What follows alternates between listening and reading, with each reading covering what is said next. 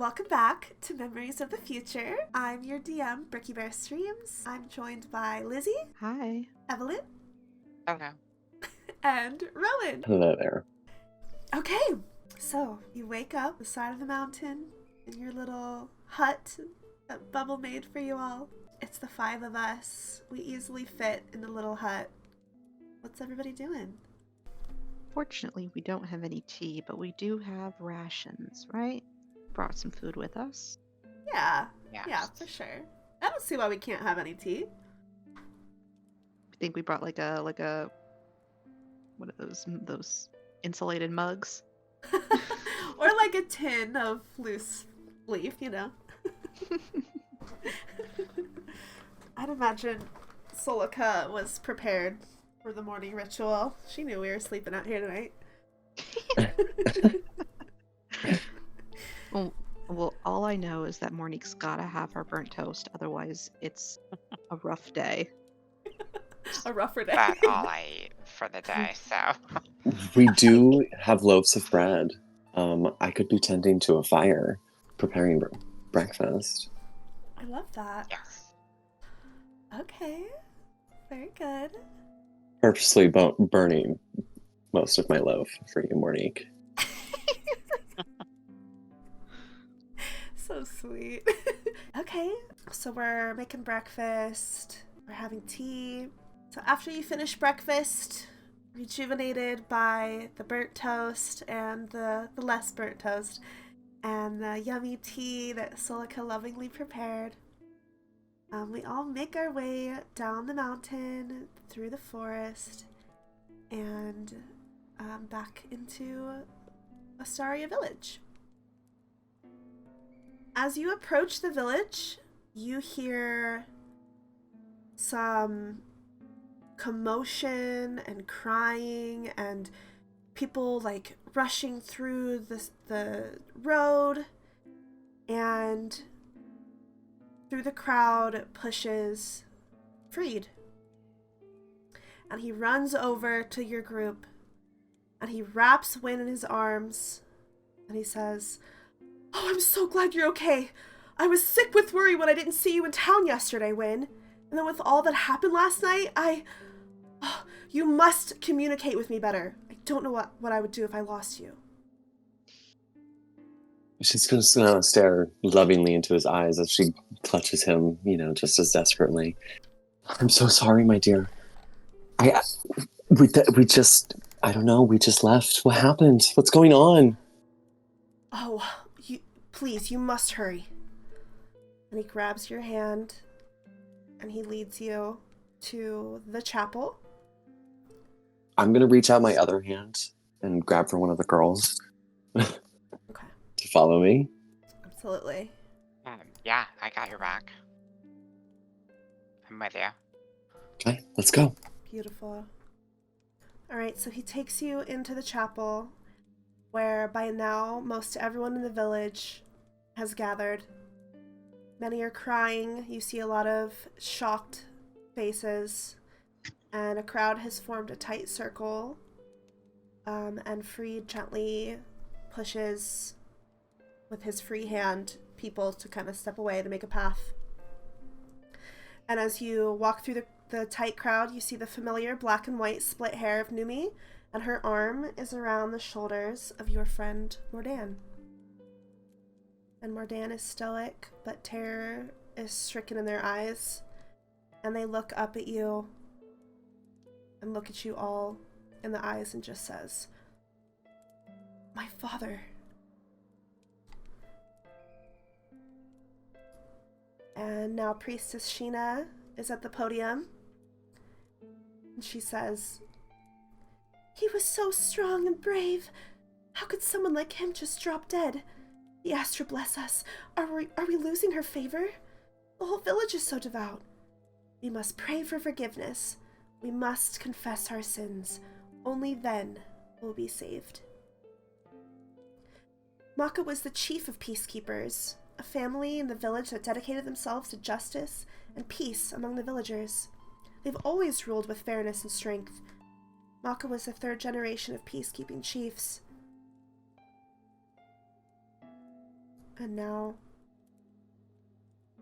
Mor'dan, for once, does not want to be alone, but they don't want to be in this crowd, so they kind of quietly look at you all and ask their friends to join them at their family's home. They can't stand to sit alone in their thoughts. Conspiracies brewing. I would like to get out of here. What did you say his name is? Mor'dan's father is Yes. Maka, spelled M''AKA. Maka. Was there any indication of how he passed away? Just in his sleep? Or something happened? Do you ask this of Mor'dan as you're walking towards their family's home? I don't know if I would necessarily just come out and say it to them if they're in mourning, but if there was any indication maybe among the crowd, like any whispers to overhear before I broach the subject. Sure, yeah. Make me a investigation check to see if you can overhear anybody. Okay. 12. You overhear in the crowd some whispers, and you hear someone say, yeah, they found his lifeless body on the southern edge of town. He was behind the library, I think. Yeah, they found him early in the morning. You hear somebody else say, I heard there were no cuts or bruises. Seems like he was drowned, but he wasn't anywhere near the lake or the river. And then you hear somebody say, doesn't he usually patrol with his wife, Sherelle? Surely she would have seen something. And somebody replies, he was on night duty alone last night, I think. And that's all you hear before you step out of the church. Okay. Alright, so you step out of the church. Mor'dan is keeping their head down, trying not to really be annoyed by everybody around them. Obviously, it's a very tough time for them right now. They live in one of the little cottages by Numi and Freed and Dramina, but their mom lives in a house elsewhere in the village. So they walk you over to their mom's or their parents' house, and the whole like Team Prosperity and Team Future are all together. So Numi is walking pretty close by Mournique, and Freed has his arm around Wynne, and Dramina would be like trotting alongside Solikha and Buphbble, and Mor'dan is leading the pack. So everyone arrives at Sherelle's house. Mor'dan knocks on the door and then just walks in and lets everybody in. Can I link minds with Numi? Yes. Okay. I just want to ask her, like, hey, what happened? Do you know anything? So as you attempt to enter in her mind, she is a lot less resistant than usual. She easily lets you into her little room that you recognize by now in her mind that she's kind of made for you. And she just says, honestly, I know no more than you, but I'm keen to figure this out because the chief of the Peacekeepers being killed is unprecedented. Do we know he was even killed? Yeah, that's true. He could have just, I don't know, died of a heart attack. There's something else, though. What happened with Talandria? Yes, I'm glad you asked. When you all left for the mountains, I took Talandria down the well, to the lake. My suspicions were correct. As soon as we got far enough into the tunnel, Talandria came out of her stupor and told me everything she knew. She found that nasty black lake when she was a kid, and Draconet helped her before any danger befell her. That's where she got her faith from to begin with. She told me not to tell her much. She fears her thoughts are being monitored. She actually fears the entire village is being monitored. As we were walking back, her eyes began to glaze over. She whispered the name Mor'dan. Anyway, she said this will help you manage your despair or something. She said to give it to you. And she just quietly slips something into your pocket. I knew she knew more than she was letting on. Yeah, it seems like every time she tries to say something, the spell kicks back in and she can't really get it out. I'll see what I can find out. Thanks Good. to me. Yeah. As Numi and Mournique are having their silent conversation, Mor'dan sits by their mother and takes her hand in theirs, and Sharella's very distraught. You can see that she's been crying. There's tears streak down her face, but she is silent now. I think a shred of like empathy is gonna just like leak out of Wynne, and she's gonna, in tears, kind of approach Sherelle and kind of just like maybe take one of her hands and just apologize really deeply for her loss. Thank you, Wynne. I can't seem to shake the feeling that this was my fault. What do you mean? How could this be your fault? Well, I usually go out on night watch with him. It's like our nightly routine. But last night I said that I had a headache. I was tired and had some cleaning to do, so I just stayed home. If only I was there, I could have protected him. You couldn't have known that.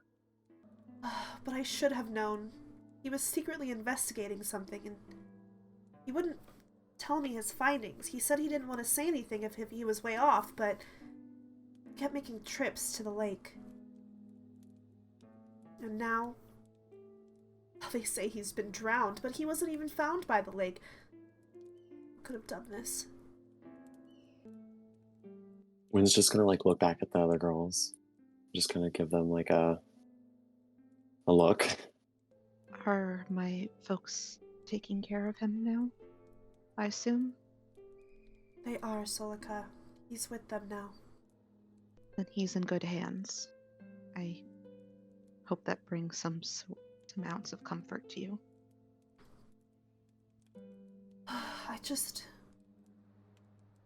She starts to cry. I just wish I could have done something. How is Mor'dan through all this? Mor'dan is looking very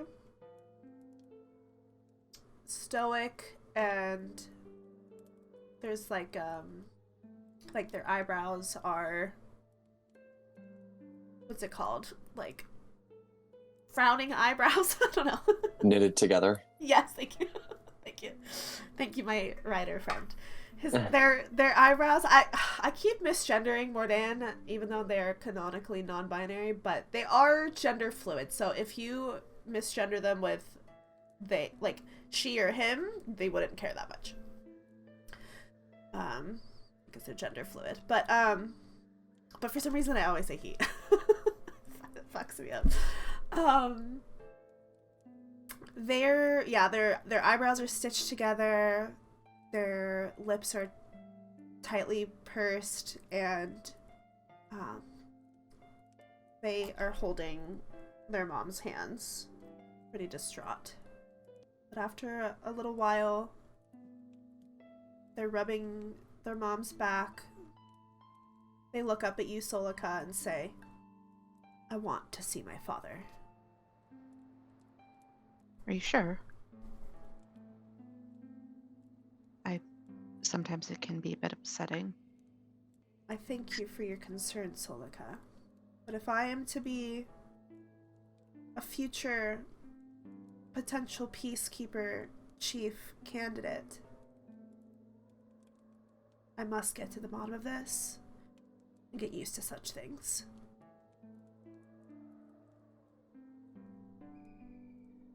All right. Whenever you're ready, I can take you to him. Thank you. Is there anything anyone else would like to do or say before we leave this house? I'd like to just give Sherelle a long hug. She wraps her arms around you and accepts the hug. I think a part of Wynne looks up to the peacekeepers. Aww. I love that.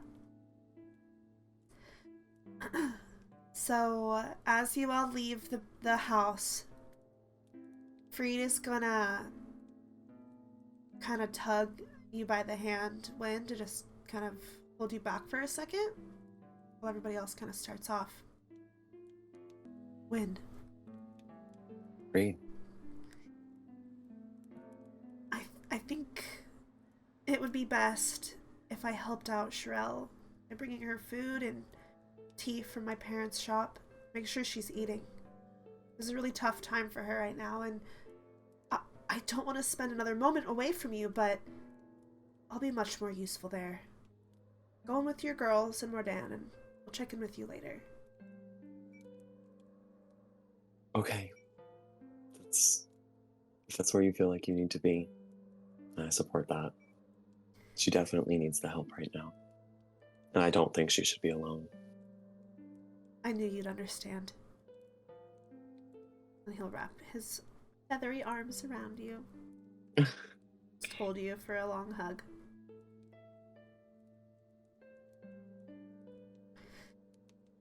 God, Wynne and Freed are so fucking cute. She's just nuzzling her face in his chest. And of course, as they break apart, she doesn't want to let go. And she just gives him a little wink when she does. Aww. You can see him.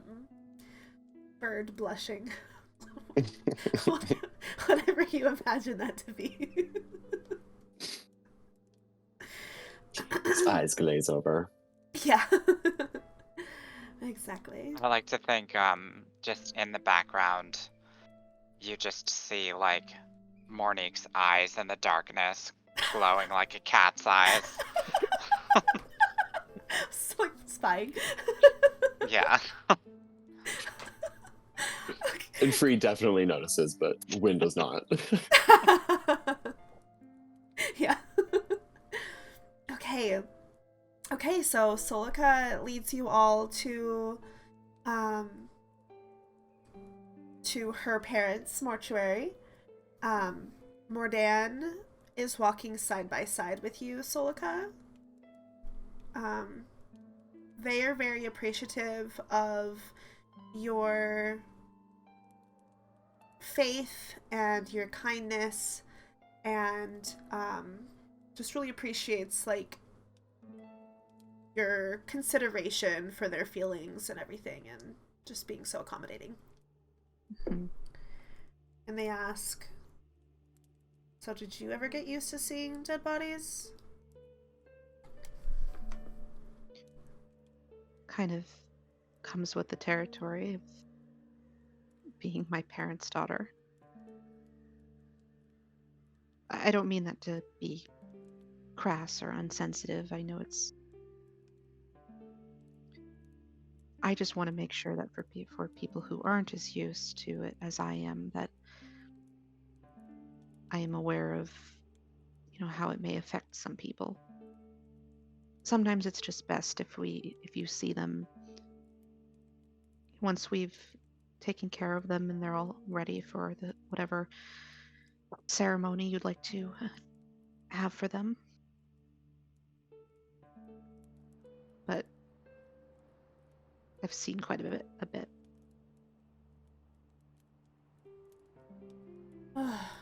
Do you feel like you want to follow in their footsteps, or are they pushing their job on you?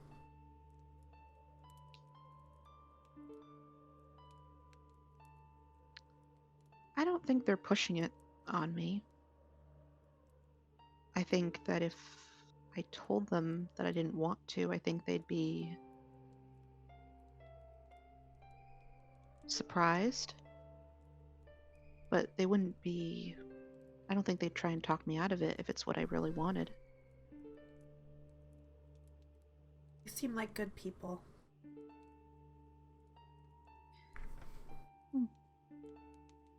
They're dedicated, that's for sure.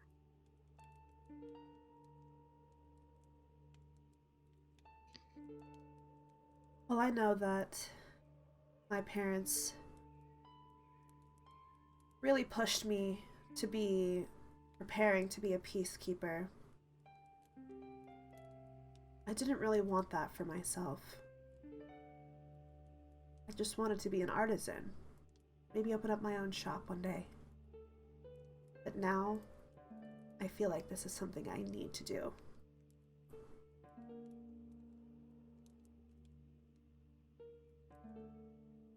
Well, do you think that this is something you want to do out of respect for your father? Or are you looking for revenge? Maybe a bit of both. I have the sneaking suspicion this isn't a random occurrence. I feel like that Theastran Council is trying to send us a message. That's just what I think anyway, but we can't be for certain until we properly investigate.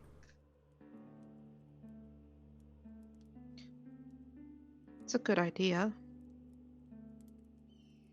But let's just make sure we're on the right track before we start any crusades. Agreed.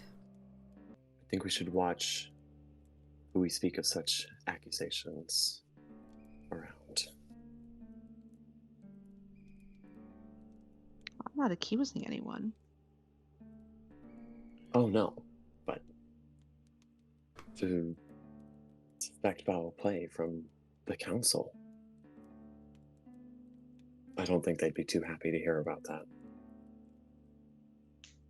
That's precisely why we are the only ones for the job. We're the only ones who have this information. Everybody else seems to be either clueless or in on it. But we know. We know a sliver of truth. We know that this valley, there's more to our destiny than just this little valley. Alright, so we approach Solikha's house and the mortuary that is attached.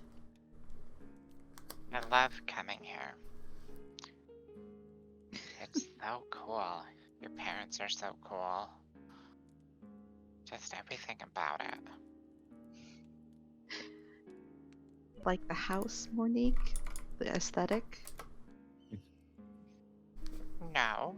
I mean, I like that too, but this is where you live. Of course I like it. Aww. Give her like a side hug as we walk up the steps. That's so cute.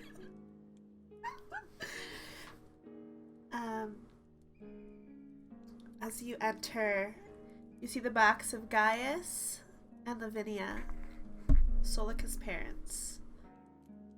Gaius is a tall, dark-haired man with a black goatee and cropped hair.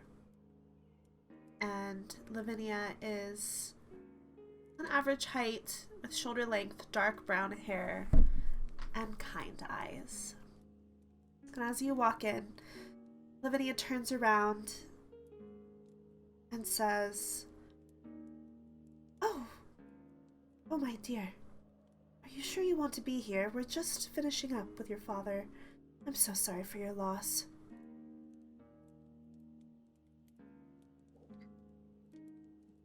He wishes to see him. He asked specifically.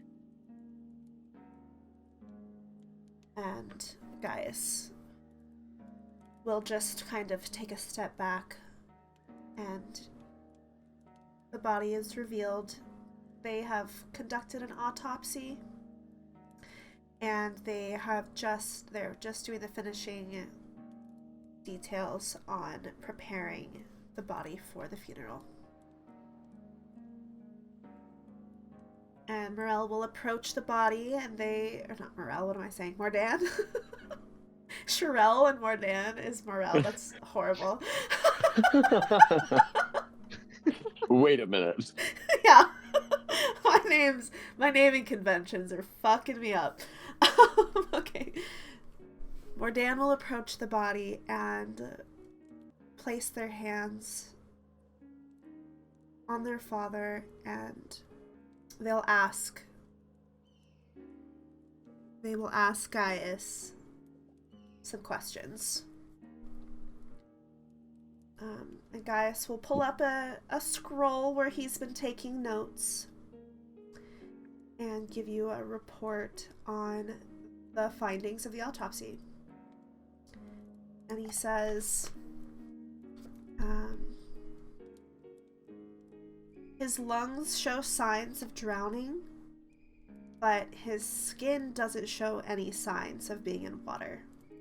There didn't seem to be a struggle, but there were some scorch marks on his skin, on his, back.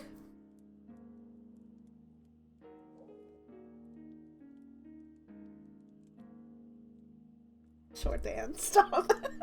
I'm trying to take notes. Fuck.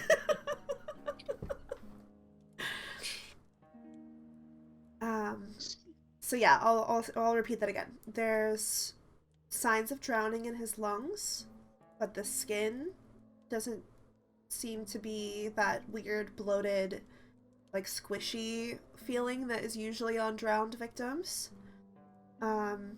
There's scorch marks, as if shocked or burned or something, on his back. And there's no bruising, no blood, or anything like that. Is there a pattern to the scorch marks? Let me tell you. Oh, I googled it, and all of these are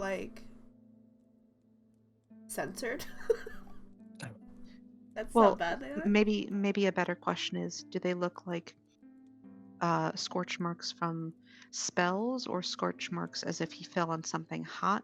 What do we is there any indication of what these marks could have come from? Give me an investigation check to anybody who wants to take a look at the body. If Wynne wants to do it, because this is his, yeah. 14. Okay. So as you investigate, they turn the body for you, and you see on his back that it looks to be some kind of electric current had touched him on the back and ran through his body and left an electrocution mark on his back. Okay. Oh, and one more thing. We found something very curious on the body when he was brought here, says Gaius. They said it wouldn't stop trying to pinch everyone who got near, so we put it in a jar, but it was so beautiful we didn't have the heart to let it go quite yet. And as he's speaking, Solikha's mother, Lavinia, pulls out a jar with a beautiful shimmering blue praying mantis. Mor'dan takes the jar out of her hands and says, I would like to care for this creature, if you don't mind. Sure, of course.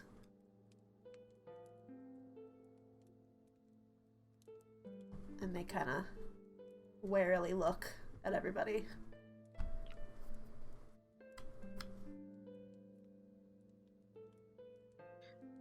Well, it's unlikely that something that small did this.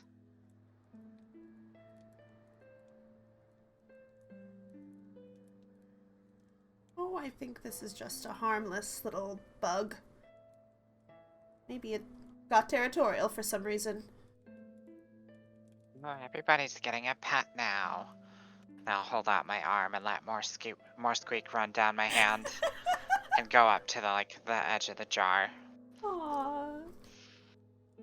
Where Squeak will run and wrap her little arms around the jar, and the praying mantis will approach from inside the jar and just kind of gaze into the rat's eyes. What a cute image. Oh. I love that. I love more Squeak. I love more squeak. Yeah.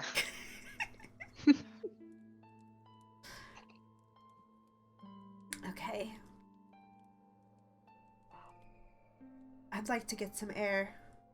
Thank you so much for your time. Mor'dan will step outside.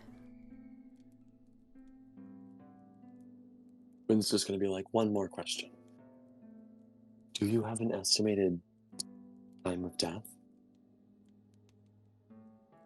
Yes, it seems that based on the insert medical jargon that I have no idea, based on the decomposition of his lungs, I don't know. It seems that he may have it seems that he may have passed just after midnight.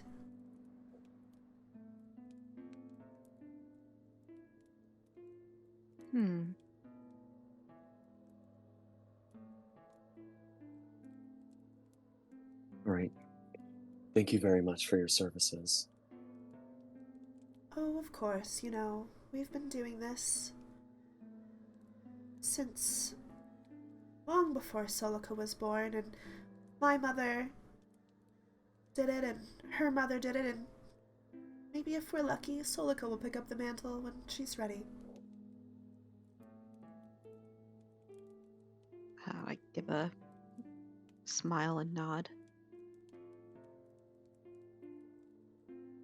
Death is Lavinia, Yes, do you Mournique. have any of those tea biscuits that you make? Oh, of course. Can I have some? I'll be right back. Mournique, we always have them stocked. You know that. Lavinia will take off her rubber gloves and run into the other room, and she'll come back with a little tin of tea biscuits, and the tea biscuits are circular, and they have like black granular sprinkles, like black sugar, decorated on top of the frosting. Thank you. Of course, Mournique. You're always welcome. Sorry we had to spend time in such an unfortunate circumstance. It's okay. I mean, it's terrible, but it's interesting watching you work. Oh, does mortuary work interest you, Mournique? Yeah, I mean, I feel like of all the jobs here, you probably have the most interesting one, right? I mean, I would say so. I've been around death my entire life. Death is just a part of life. It's not so bad. We all have our time. We're just here to take care of it when it happens.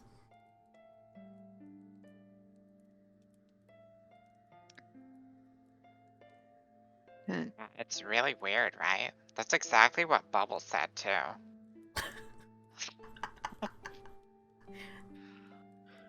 You turn around and Bubble's just stuffing her face with tea biscuits. Wait, don't eat all of those. We don't even have tea. That's why they're so dry. You're supposed to dip them in tea. Yes. Why don't we just go to the kitchen and not in this room? Let's not eat in here, okay? Okay, that's fair. It kind of smells weird in here. Yeah. That's what formaldehyde does. Gross. She licks red jelly off of her thumb. Ew.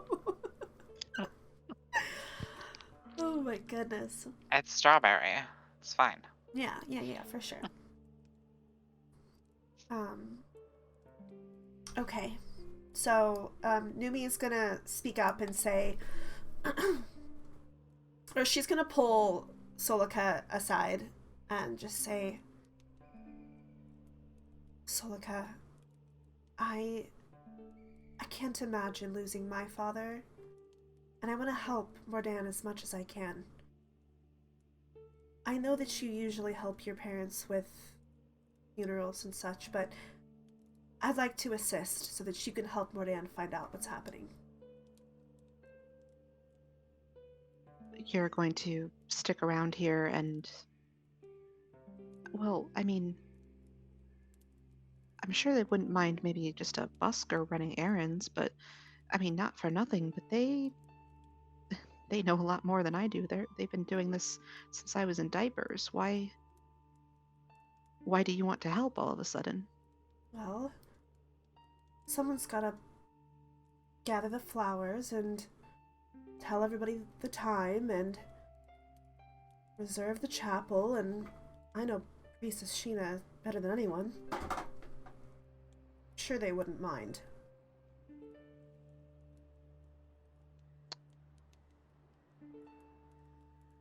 Unless you don't want me to.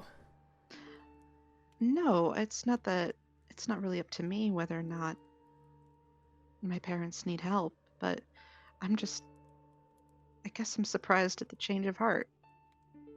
Sorry if that's a little mean. That's fair. I know I haven't been the nicest to you, but... anyways, I have my reasons, and I just want to help. We're on the same side, after all.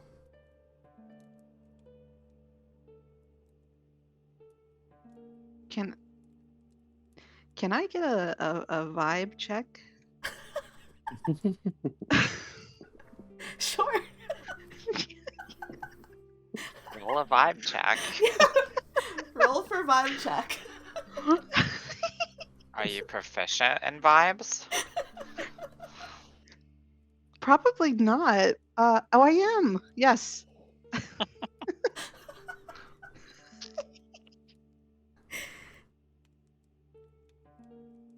Get that from my background. Yeah. I got a 14. Okay. Yeah, you can tell that Numi is being genuine, despite the persistent attitude that seems to always linger in her voice, but she knows that the two teams, Team Prosperity and Team Future, know something that no one else does, and that means that everybody needs to work together, and she would rather not hang out in the whole group because that's not her vibe. And she knows that she knows that she's an NPC and you're a player character, and Okay, that's fair. She wants to put her like abilities to use, and thinks that she would be more useful planning the funeral than instead of her parents asking you to stay and help. Okay. Being your little scapegoat. Well, I'll go ask them.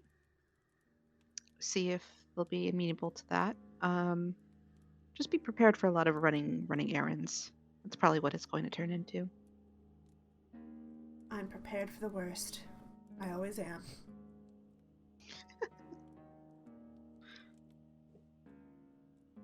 Alright. So you want to go talk to your parents? Yes. Oh, Solikha. We need a lot of help. We need to get flowers for the funeral. We need to tell everybody the time. We need to reserve the chapel. I actually wanted to volunteer a classmate of mine, Numi. She's the one right over there. Just gonna, and I point her out in the other room.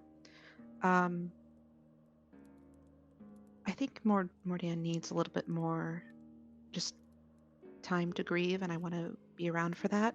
If you wouldn't mind having her step in for me on this one, I think it's just a matter of giving him a little bit more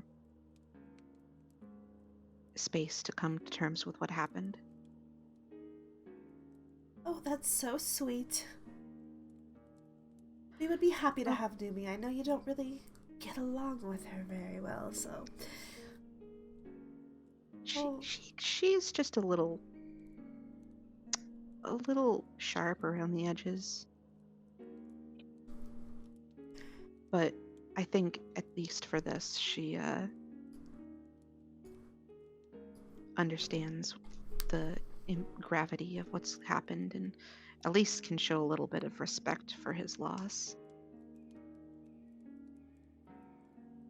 Sure thing, dear. Also, thank you for having the cookies on a short notice. Mournique would have been so disappointed had we not had any. I really got to remember to give her the recipe one of these days. Oh, of course, dear. You know how we love our tea time. Always have to be prepared. I've got to restock my little personal supply while I'm here too. I'm gonna go into the cabinets and fill up my little personal tea set with all of the dried samples that we have, because I've been away for a couple of days and making tea for everyone, and they're running a little bit low. But I guess I don't really tell them what I've been up to, where I've been, but I know they're not really going to ask. Yeah. They're So pretty hands off.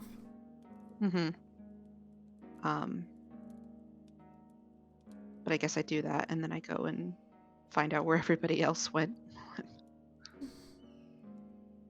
Yeah, everybody's in the kitchen. Bubble is nibbling on the last allotted cookie that she was given. Mournique's holding on to the rest in the tin. These are my biscuits. I just want to say I love that you introduced Numi as if we don't live in a midsummer cult town with 30 people. Well, I do it because I'd imagine that Solikha has not really talked about her, just because they've never been friends. So just this is my classmate. You probably never seen. This is the one that I tell you about. That's complained about her to them. They know what's going on. Well, that just reminds me when it was the first session when Wynne was meeting Freed. And I was like, remember? Do you remember me? You all have known each other since you were born. Sorry. No, it's hard jumping into pretending to know people when you're getting introduced to them, so I get it. It's just funny. It's fine. I apologize. This brought us together, that's all. Yeah. You didn't recognize him. He molted his baby feathers, you know? Mm-hmm. He's a handsome blue jay now. It Oh, used to be really absolutely. round and yellow. Yeah. Are you guys ready to step out of the house and make some plans or talk about stuff without the parents listening?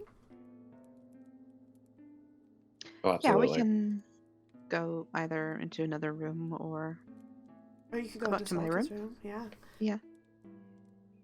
I will say my telepathy is a secure connection, so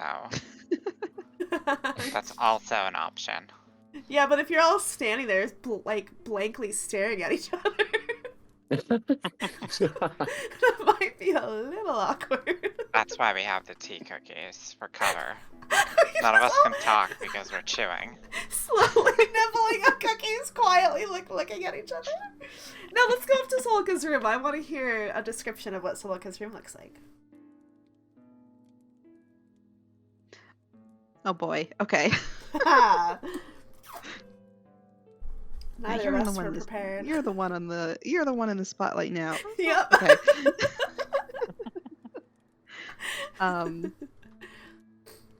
I think her room would be this weird combination of like wooden, lowercase g Gothic, like wooden and upholstered furniture, like that really nice like carved and patterned wooden furniture that you see in like old movies. Mm-hmm. There's a nice big bed and a couple of chairs and a bookshelf for all of her like her books that she's accumulated in like while she's been learning and over time. But then there are also a few like signs of her friends there. There's a bunch of squishy plushes from Buphbble. There's a ornamental dagger from Wynne that she tried to teach Solikha how to fight hand to hand. It didn't go well, but so now it's just there for display. And there's a bunch of like pretty like pinned like insects like in shadow boxes on the wall, things that she and Mournique found together, just sort of pretty like dried flowers and things like that hanging up on the walls. I know, so I love sweet. that. Mm-hmm. But she invites you guys in and invites you to sit anywhere. Buphbble will pick up the biggest plush and just squeeze it and sit down in the middle of the bed. Wynne still wants to do that. She's gonna grab the dagger and be like, "You still have this thing, huh?" Well, I mean, you could, it's you can take it back if you need it, because if it's just collecting dust here and I couldn't just get my grip right and Oh no, I could never take this back. For you. Plus, I don't use daggers. Flips her hair. Greatly hide my daggers. Yeah, Buphbble too. Yeah, she's got a big bag of them for Cloud of Daggers. Yeah.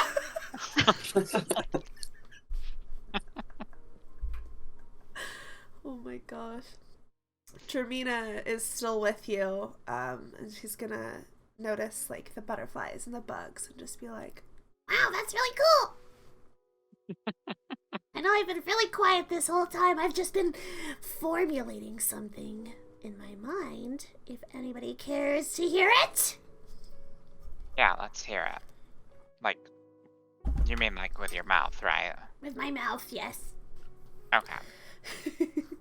Well, I've been studying something lately.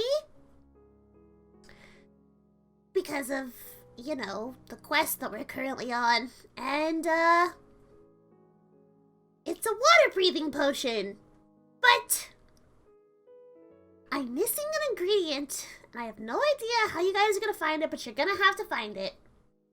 I can pinch some filch. I can filch some ingredients from my dad's shop, but there's one thing that I need. I need blood from a water creature, some kind of aquatic serpentine creature called a naga. No substitutions, and at least 5 drops. I'll get the rest, but you guys are gonna have to find this. When you do, come meet me back at my cottage. I Very think we can take care of that.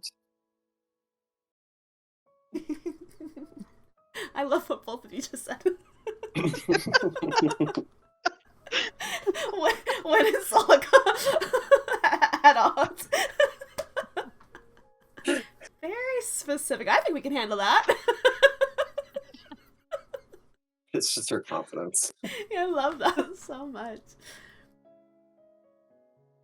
Well, if you don't mind, I need to go keep working on that, so I'll catch you guys later. She'll try to grab one of Mournique's cookies. One for Yeah, the I'll road. give her one. Thanks, Mournique, Of you're course. awesome. Wouldn't want you to pass out on the way home. You know I'm a hungry girl! And she'll pat her little belly. She's so cute. And Jermina will step out of Solikha's room and head away. And now it's just Team No, what are we? Are we Team Future? Yeah. Team Future. Mhm. Okay. Now it's just Team Future and Mor'dan.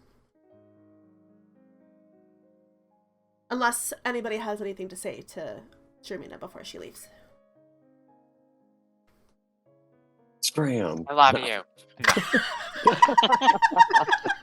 Scram! I love you! We should be team opposites. Gosh. Okay, love you. Bye. Later, Captain! I'm gonna pull Mor'dan further into the room, like towards the big rug at the base of the bed, and just say Mhm. here. And I'm gonna lay down on my back, just right here. Pat the ground next to me. Aww. They will lay down next to you. First looking a little confused, but seeing you patting the ground, they take the hint and lay down. And like I look up at the ceiling, and it's just like, regular plaster or whatever. Say, like when I was really little, I used to look at these cracks and like try and make things out of them, and it would like help me calm my mind and keep myself focused. Not to mention just laying on the ground just like helps your back, Absolutely. This is my favorite yoga pose. Shavasana.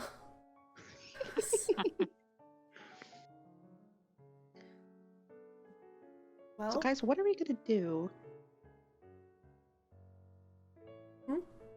mhm.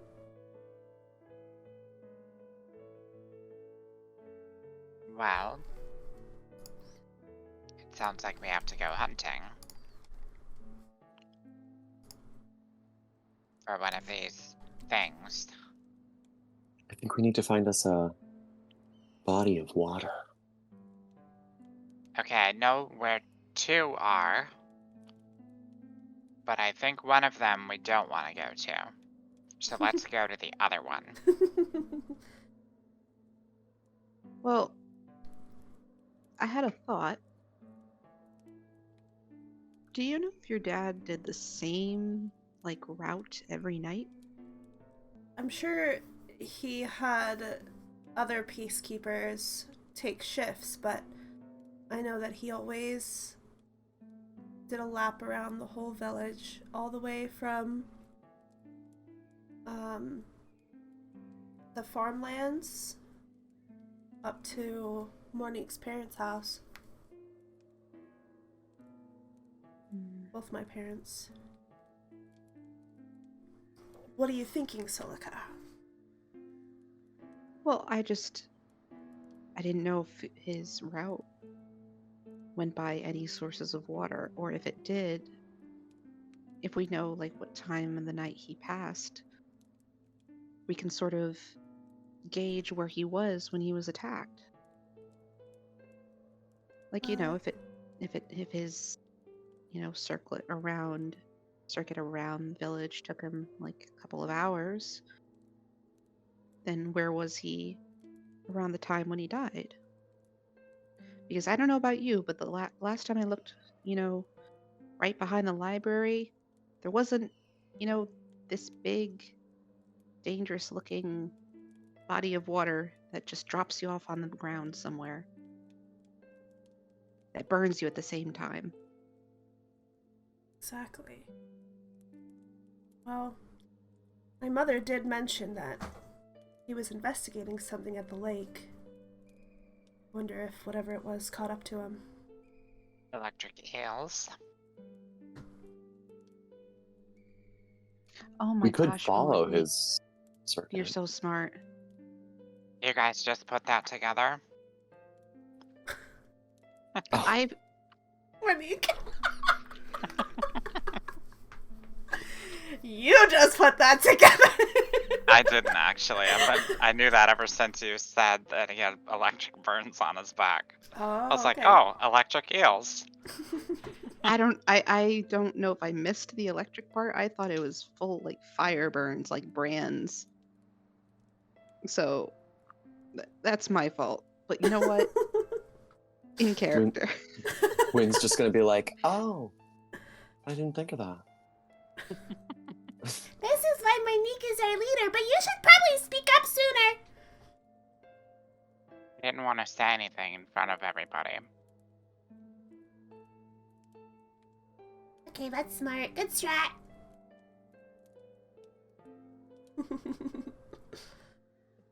Okay. Then we should go check out the lake. What do you know about electric eels, Mournique? Says Mor'dan. Not much. But I know they're guarding something we need at the bottom of Lake Thea. Somewhere. So if we find the eels, we find what we're looking for. And maybe get some revenge in the process. Justice. But if it's at Right. if it's at the bottom of the lake, I think we should get Jermina's potion first. Smart. Very good, Wynne. But well, And she's like, thank you. but Jermina said that a Naga lives in a body of water, so we have to go there anyway to try, maybe see if there's evidence of that. Does anybody know how to lure a Naga? Maybe just Out of- like dangle something over the water, like a really big like. What did Naga eat? Fish? No. People? People. So bait. Not it. Not it. Not it. I'll do it. I'll help you out.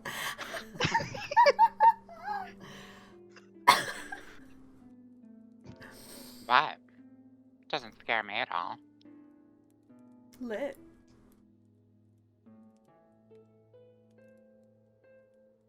To the lake? Oh, like, right now? Yeah, sure. Right now. While the crime scene is fresh. Can I get a time check? Like, in-game? Just for visual. Yeah, it's like it's probably around like noon. It took you like half a day to hike back, and then immediately everything started happening, and then You've been walking around the village. So maybe it's like 2 in the afternoon. Okay. All right, girls. Are we ready? Let's go to the lake. Are we gonna go in our... Are you gonna go to the lake in your metal armor, Wynne? I Are you don't really gonna want to take it change into a off. swimsuit? Beach episode. It's You just don't have to be shy, Wynne. blushing and like. Let's see that farmer's tan. No. Come on, show us your muscles. Well, Just somebody's think of gonna it. have to get Think me of a it as swimsuit. practice for when you go to the lake with Freed. Yeah. Oh dear. I don't Everything wanna. you do from now on is practice for that. When you put it like that.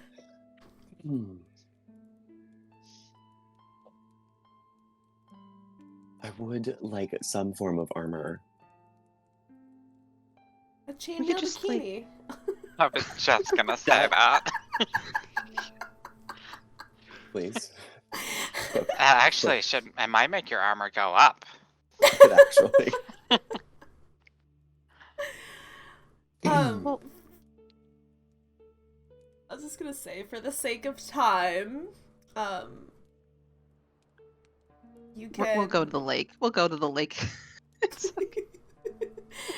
You can have, you're not far from. Solikha doesn't live far from everybody, so you could grab your swimsuits and meet back up at your typical Four Corners tree. Let's do it. All right. Okay, we have our bathing suits. Is mine actually chainmail? Yeah, because Please. I don't want your armor class to go down from taking your armor off. So yes. No. This is Chainmail just bikini. yeah. This is how it is in Baldur's Gate when you wear the nice clothes. You toggle the nice clothes over the armor. Nothing Mhm. changes, but it's just aesthetic. It's for aesthetics. Yeah, this is so I can draw the fan art later and put Wynne in a chainmail bikini with a crazy farmer's tan. Yeah. It's gonna be really cute. So for Mournique, obviously she still has her umbrella, but she's also going to have like this really big, wide black sun hat. Cute. And she's got like these big round sunglasses. And she has like a black bikini on. That's like the top is maybe like a little too small, so it's like just kind of squeezing just very nicely. And she has like one of those like see-through robe things that you wear to the beach. What are those called? Mhm. Like a I- what's like a wrap or a Kabra? sarong, Yeah. sarong or whatever. Yeah. So Is this our she's got beach episode? Yes. And I mean, it better be. I'm describing my bikini, so. Yeah, and then she just has like some nice black flip flops, I guess. Cute. Flip flops. Fantasy flip flops. Bubble has a teeny, eensy, itty bitty yellow polka dot bikini.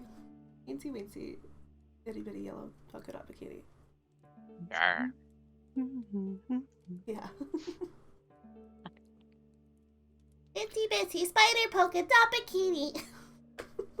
She doesn't know. She doesn't know the song.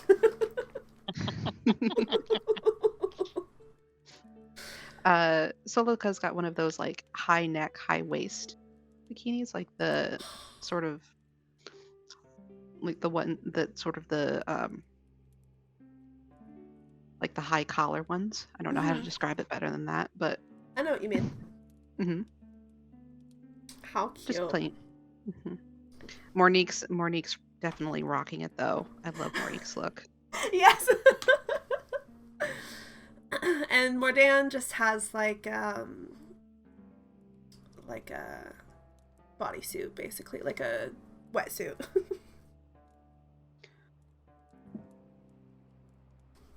Okay, let's go to the freaking lake. So, if y'all recall, the lake is south of the town. The library is the closest building to the path that goes to the lake. Let me see if I have the map readily available. Actually, I don't think I do, but that's okay. I can at least put it here. Oh, I should have done this forever ago while we were talking. Maps, village, the only map I've drawn. Okay, so the lake, you have to walk down the path through the trees that have been cut down to make this path. And there is a little shack. At the end of the shack is a dock. And on the dock is a little old fisherwoman that you know. Her name is Varuna. She has thick, dark gray hair plaited into a fishtail braid. She has a large pearl set in her ear. It's twinkling in the sun, and she's sitting at the dock with her feet in the water, her overall pant legs rolled up right below her knees, and she's leaning on a post with a fishing rod gently in her hands, but she seems to be asleep with a straw hat covering her face. What is her lineage? Oh, I don't know. What does she look like? What do you want her to be, Mournique?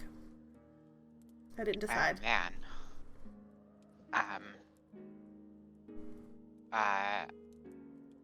How about a halfling? I feel like we don't have any halflings. Okay, I mean I think the blacksmith's a halfling, but yeah, absolutely, we can have a. Oh, yeah, you're totally right. But that's okay. There's, I just didn't want poor Ms. Kip to go forgotten. Yeah, absolutely. Varuna is definitely a halfling. Her short little legs dangling in the water. Maybe her toes are like dangling in the water. I'm tied right now. Yeah. I'm tied in the lake. It's a low dock. Beach shots, damn it. I mean, there's definitely like a shore where you can have a beach day, you know? Sand and stuff. No, we gotta get into our bathing suits to go fight some electric eels. Sounds about right for us. Facts. Okay, so what are we doing? You see the lake and you see Varuna.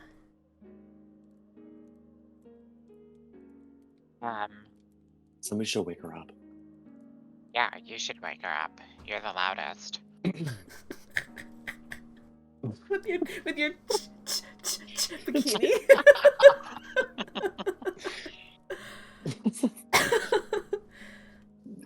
I mean,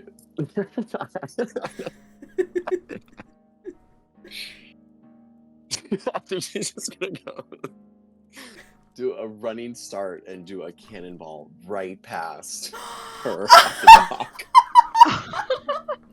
And she's gonna shout like, "Cannonball!"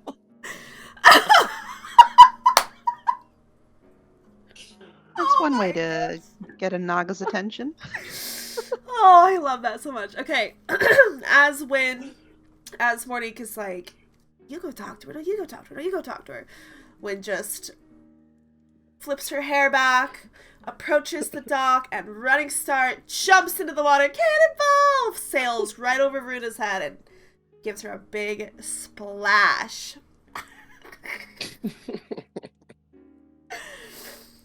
And Varuna looks shook, like she was not expecting that. I was not expecting that. I was not expecting that. You know, she's bobbing in the water and she's like, "Good afternoon. How are you?" And she's like playing with her hair. You scared all the fish away! You were sleeping. I don't think you're gonna catch anything anyways. I was not sleeping. I was resting my eyes. Come on in. The water's warm. Oh, it's been a while since I've gone swimming. I think I'll pass. Okay. She's just gonna like head back towards the dock and like climb up. What are you doing here, young one?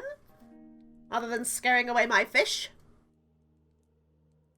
You know, we were just wondering about some of the creatures in the lake lately.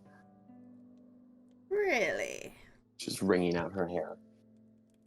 What Yeah, kind have of you ever creatures? heard of a what was it? A naga? A naga? Ava. Yeah. Naga, huh? This lake used to be full of naga. Swimming around, basking in the sun, catching fish. They've all gone away since then. They've taken their treasure and gone. Even my dearest friend. Your friend? You were friends with one? Oh yes, Ananta. We used to swim together, eat together. He showed me where the fish sleep and the crawdads sing. He even gave me this pearl. I haven't seen him in, well, it's been too long. She wipes a tear from her eye. And so does Mor'dan. He disappeared along with the rest of the Naga. What? Are they normally very friendly? It's just gonna give like a side eye to the girls. You know Naga? Oh, yes. Yes. I used to play with the Naga, but they've all gone. But I did see one a week ago, and 2 more last night. I was quite scared. The Naga look scared? I was scared. Oh. They used to be very friendly, but ever since they started jealously guarding their treasure, they became very secretive and wicked.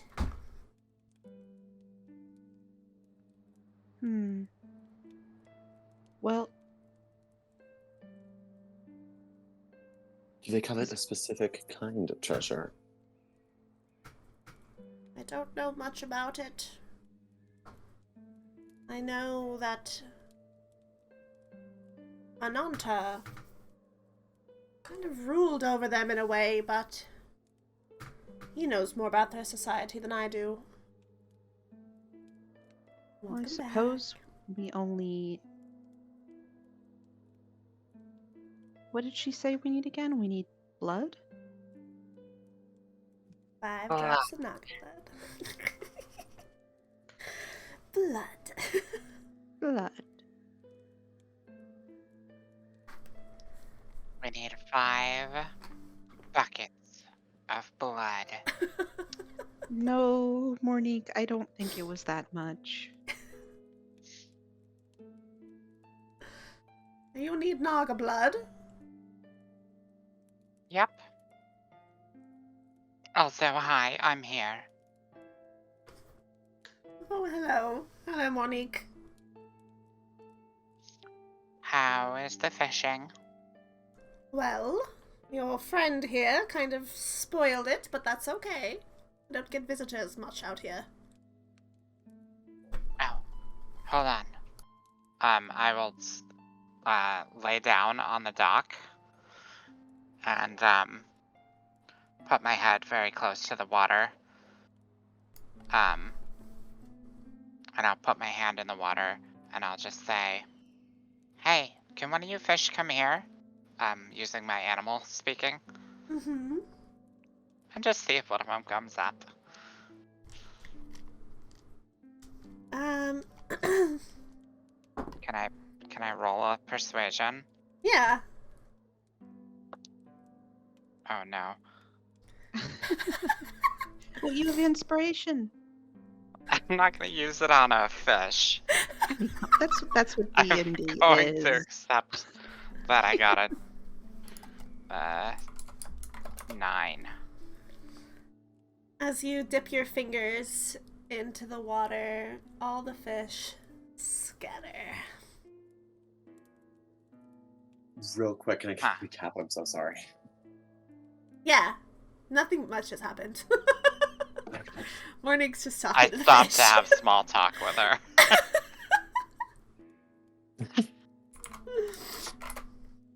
But do we learn anything? You know that Varuna is supposedly friends with a Naga named Ananta and hasn't spoken to him in a long time. The Naga jealously guard a treasure. And that's really it. Okay, yeah. So nothing. You don't know shit! I don't know nothing about nobody.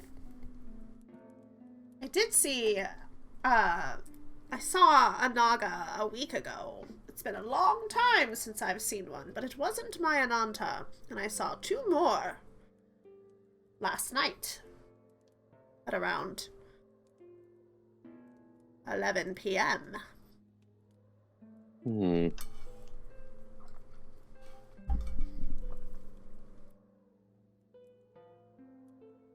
I think we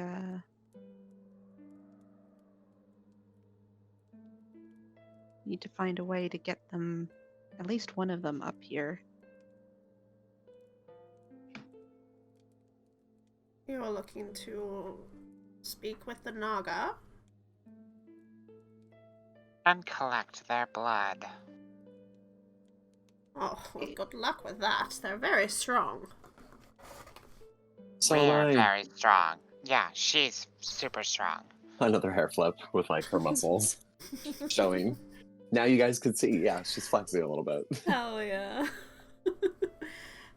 Oh, wow. You want to touch him? You're so buff! Well, I mean, we don't need to, hurt it. We can ask it. Maybe it'll... I don't know. Maybe that's me just being optimistic. I say we figure out a way to trap it.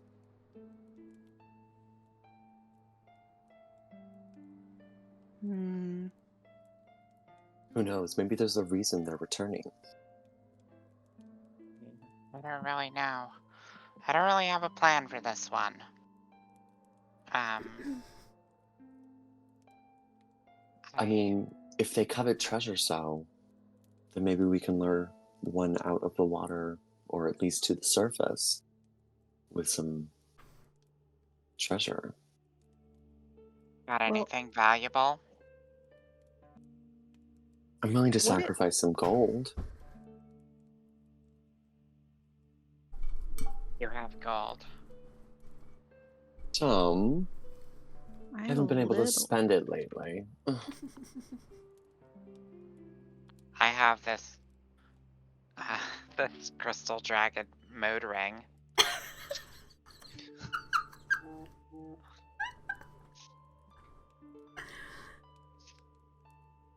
What if... Well, if we were to lure one up here, that we, what if we just made like a ruckus and they had to come out to like check out what was going on? mean, we can't go all the way down to the bottom. Is Varuna? Wait, we're still like near Varuna, right? I'd assume so.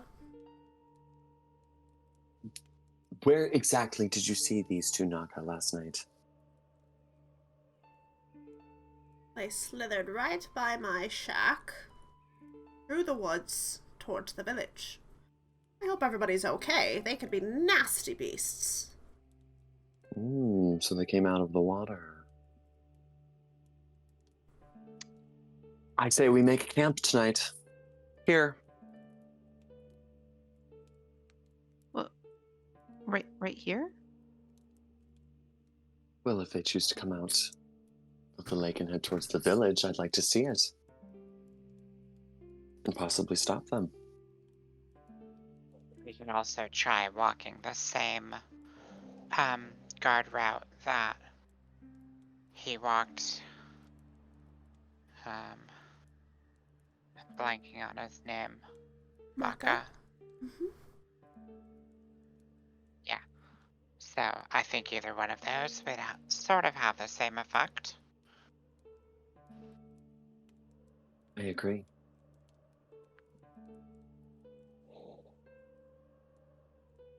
In any case, we need that blood. What do you plan on doing with that Naga blood? Drinking it. I have to admit, Ananta has let me taste of his blood before. It is quite delicious. It is a delicacy. Wait, really? We were quite close. Oh. Could you get us some? Like a cup? I have not seen Ananta in many a year. I do miss him. He promised me not to go down to his cave, and I have kept that promise. A cave? Oh yes, just under the surface on the other side of the lake, there is a cave. We used to meet there. Do you want us to keep, like, maybe we can go check and see if he's okay? Oh, would you? Well, that way you wouldn't have to break your promise. It would be too difficult to look upon his face. I do miss him.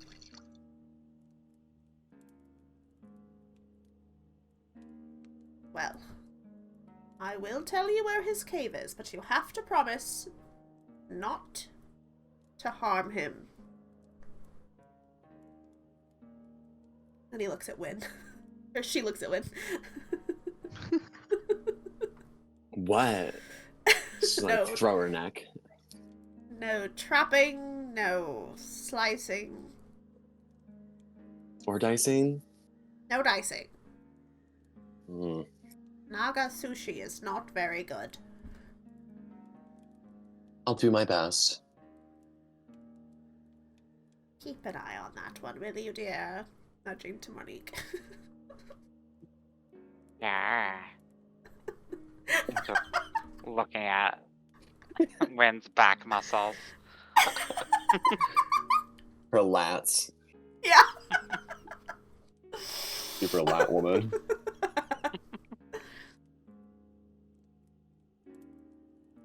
And if you decide to guard the lake tonight, that is your choice. These Naga, they never come out. I don't know why they're sneaking around all of a sudden.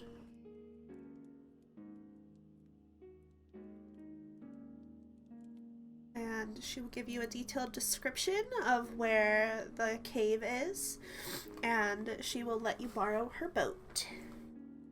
Oh. How lovely. Bring it back unharmed.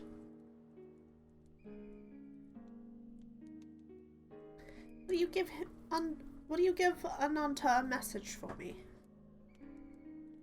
Of course. She'll scribble a little note and she'll pass it to whoever wants to take it. Does anybody have a waterproof pouch? Bubble. Mor'dan pulls out the jar with the praying mantis in it. You put it in here.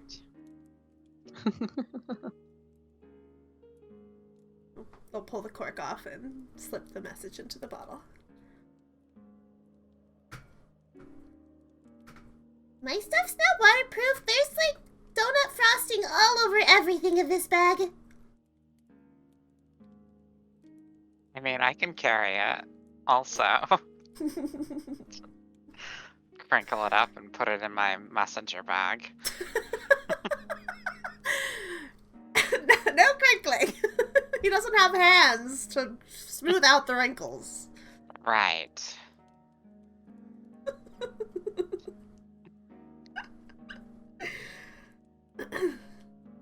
Well, you best be off. Thank you for the boat. Of course. Bring it back in one piece. Or I shall have to make a formal complaint to your parents. Please don't do that. I will only do it if you come back with my boat destroyed. I'll just build you a new one. Oh, then by all means, destroy the thing. It's rotting. Giving us a rotting boat? Never mind. I'm grateful for the boat. We don't have time to make another boat. You all get in the boat. It's a tight fit, as it is a halfling's boat. I'm gonna sit in the back.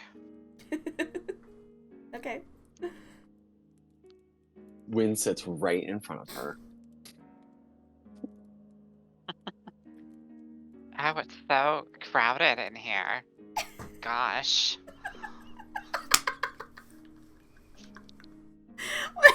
Wait, does Mournique have a...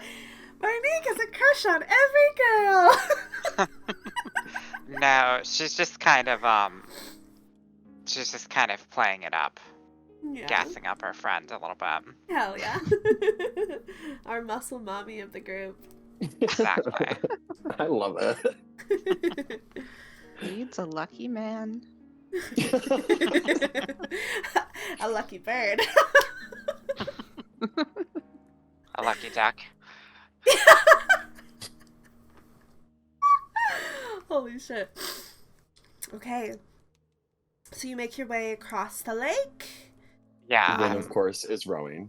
Right, so I'm watching Wynne row, and I'm just like watching this for a little while, and then I'm like, oh wait, I can help. And I'll stick my hand in the water, and I'll use shape water to make us move like a motorboat. Cool! I love that. Oh, I love that. So you're having the water like push us? Yes. Cool. Okay. So we make it across the lake. It takes us a little while. It's a big lake. But with Wynne's proficient rowing and Mournique's incredible magic, we make it across and we slide up onto the bank and we see the landmark that Varuna had described to us. She said if we go under the water, we should see an opening, and then if we swim through that opening, it'll pop up into an underground above water cave, if that makes sense. A grotto. Yeah.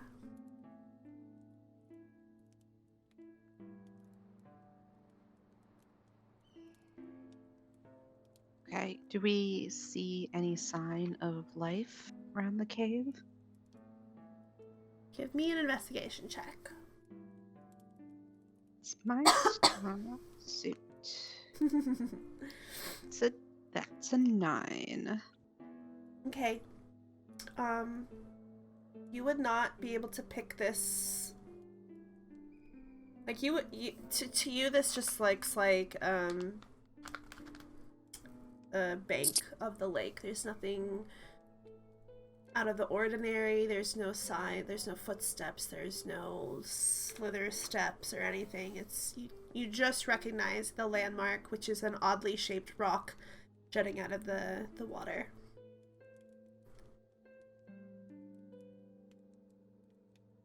It's still light out, right? Mm-hmm. Yeah, it's probably about like 4 or 5 p.m. by now, but it is still light out. Okay.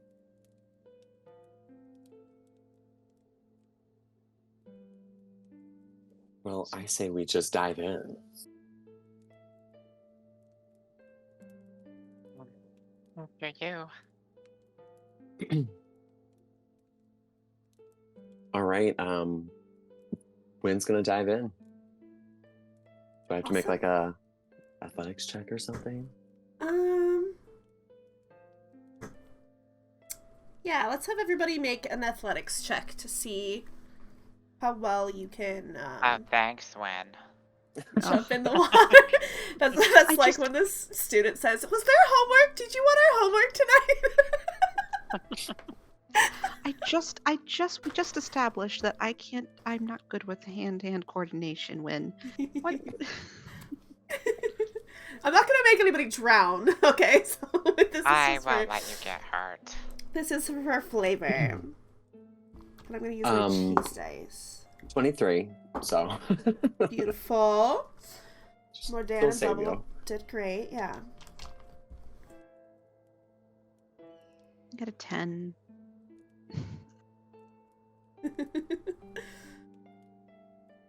I don't want to get wet, so I'm just gonna walk on the water by freezing it under my footsteps. Like I did before. Well, the cave entrance is underwater. Oh no! Okay. You have to go in the water and then through a tunnel and then pop back up. Oh, that's scary. Okay. I rolled a 14. Okay. So, as we all jump into the water, Solikha gets a little water in her nose, but it's fine.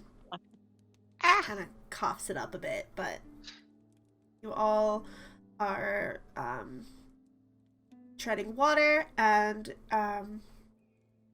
Wynne dove straight in and is headed towards the tunnel, and everybody can follow. I'm loving this adventure. I love this.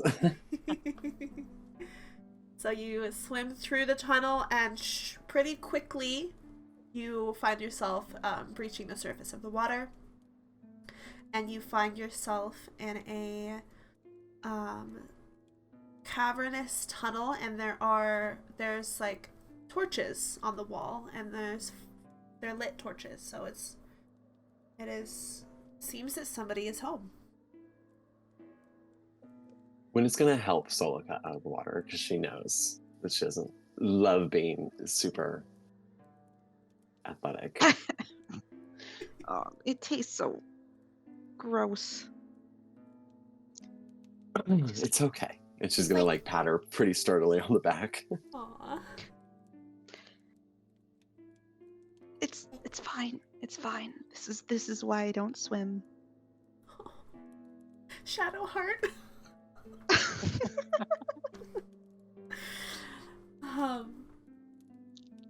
Okay, as you are standing there, dripping wet, patting Solikha on the back, you hear some rustling coming from around the corner, around the tunnel corner, where you can see it's very illuminated. It's a lot more like lit. It's lit in that cave. And you hear just like some rustling, some like sliding on dirt sounds. And you hear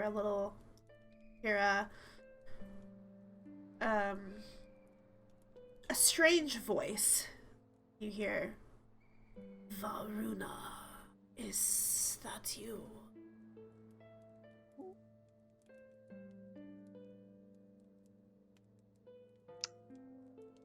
Is it dark in here? Like, alright, can we see? Yeah, you can see everything is lit up with torches. Oh, okay.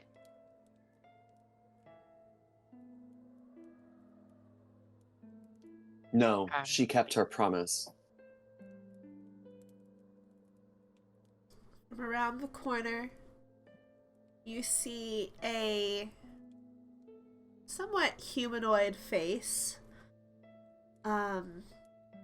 attached to what looks to be a very large, maybe cobra type creature, and it's got black scales with a pale green belly and some like spots that connect the belly from the back. If it is not Varuna, who dares enter my cave? Friends of Varuna. I see. Why has she sent you?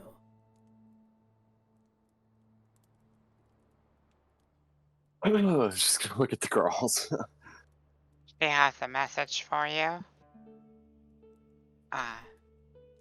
Mor'dan, the message. Mor'dan will pull the bottle out, and the little shimmering blue praying mantis is holding the note in its little pinchers, and they will take the note out of its little pinchers and hold the note open for the Naga to read without reading the note themselves, giving them a little privacy, but respecting the fact that they don't have hands. He doesn't have hands. And Ananta reads the note, and then kind of wraps the tip of his tail around it and clutches the note and takes it out of Mor'dan's hands. I see.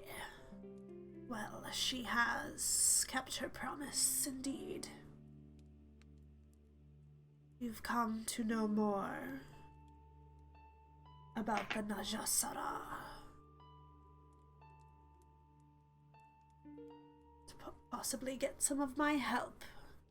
That's so.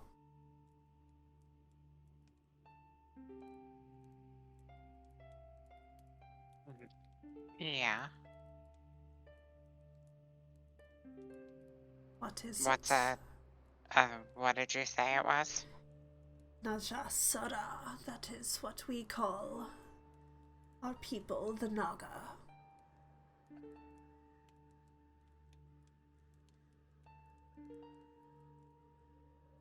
I see. So, yeah, we sort of need some of your delicious blood. Is that weird? That's weird, isn't it? That is a very intimate request, but you are friends with my dear Varuna. I will acquiesce for her sake. And as he will...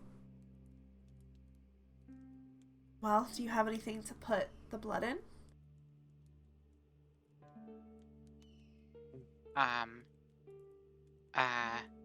Do I? Do you? I have... All I remember is you have a cookie tin. I have a cookie tin. We have a jar. Why don't you let that bug out of the jar? This bug cannot swim. You want me to leave it in here with this Naga? No, I guess that doesn't work. This is my creed spirit, I believe. I'd rather it stay alive.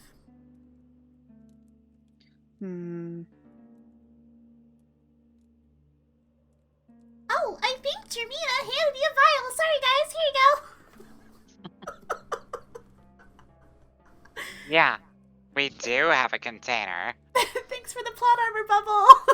Yeah, I empty out my water bottle. Your canteen, yeah. Yeah, with the bubble sticker on it. Oh. So as Ananta sinks his teeth into a fleshy part of his tail and is squeezing some blood into it, he tells you all about the Najasara, which is his people, the Naga. So Ananta has no quarrel with the Dista Sara, which is anybody who's not a Naga. And he has been here long before they've settled. He keeps to himself. He also stays away from the other Naga, who jealously guard the lake bottom, swimming in and out of tunnels. And there lies at the heart of their nest a beautiful purple gem, given to them by a great Hydra. It gives them all the more reason to guard the bottom in secret. They don't want to be known. Once a wicked hag came to steal their treasure, so they broke it into 3 pieces.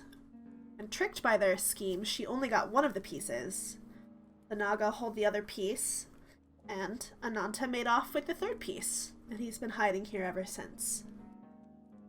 And he says that he'll give you the gem shard if you promise to take it far away from the lake so that the Naga can return to the surface and no longer hide. Because as long as they have the gem, they are greedy and secretive. And the gem gives them power and protection from lightning and thunder. And he tells you about his wayward kin, Vasuki, a vile and wicked snake who rules over the Naga now with a silver tongue.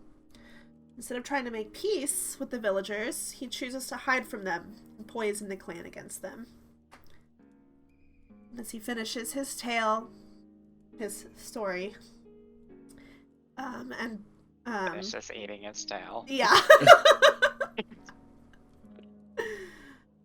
Will someone assist me with the bandages? Quick question.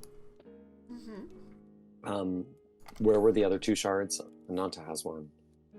Ananta has one. We know that the hag has one. She told us. Okay. And the Naga have the other piece. All right. So we need the Naga's piece and we need Ananta's piece.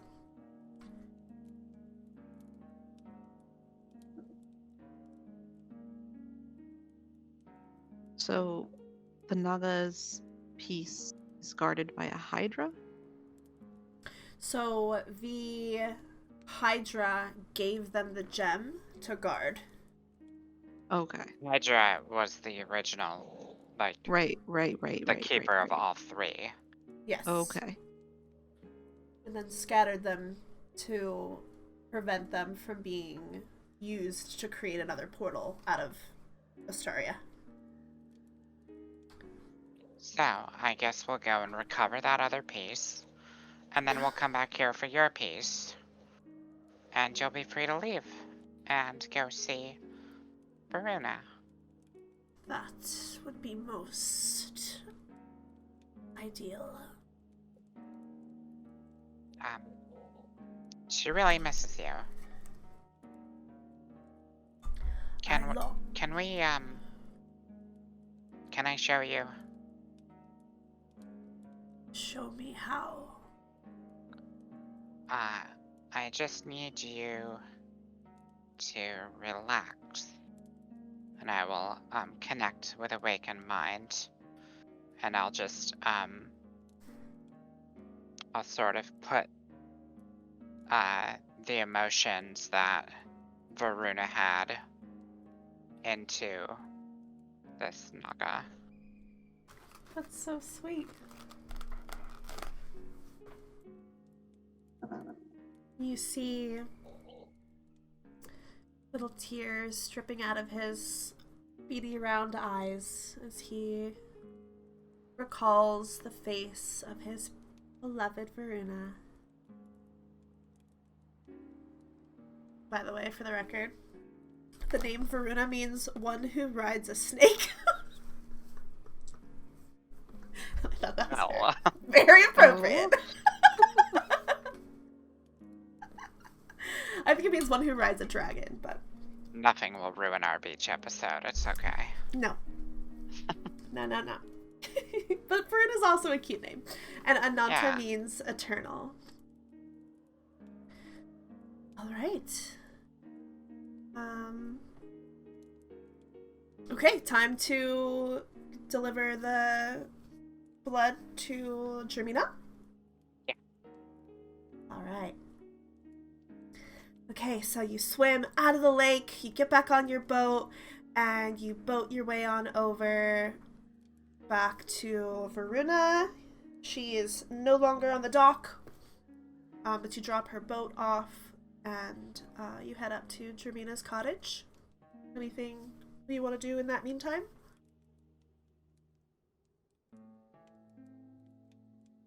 No? What do you think we're doing, Solikha? This is a mental talk. Okay. How do I think we're doing? Yeah, I mean... Seems like we're sort of on the right track here, right? Yeah, I mean... It was never on my bucket list to go underwater, much less in water, but at least we're making progress. I'm weirdly looking forward to it. I kinda wanna know what's down there. Oh, so am I. Oh, welcome to the mind conversation. Oh, did That's I miss okay. that? Oh, right. No, I'm so you sorry. literally just walked right into my brain.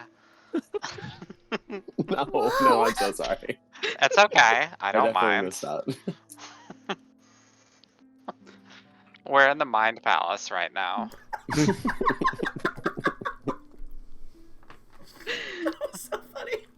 Oh, welcome to my brain. I feel like that's just like a gut reaction from Wynne every time she sees Mournique just like zoning out and like going into like her head.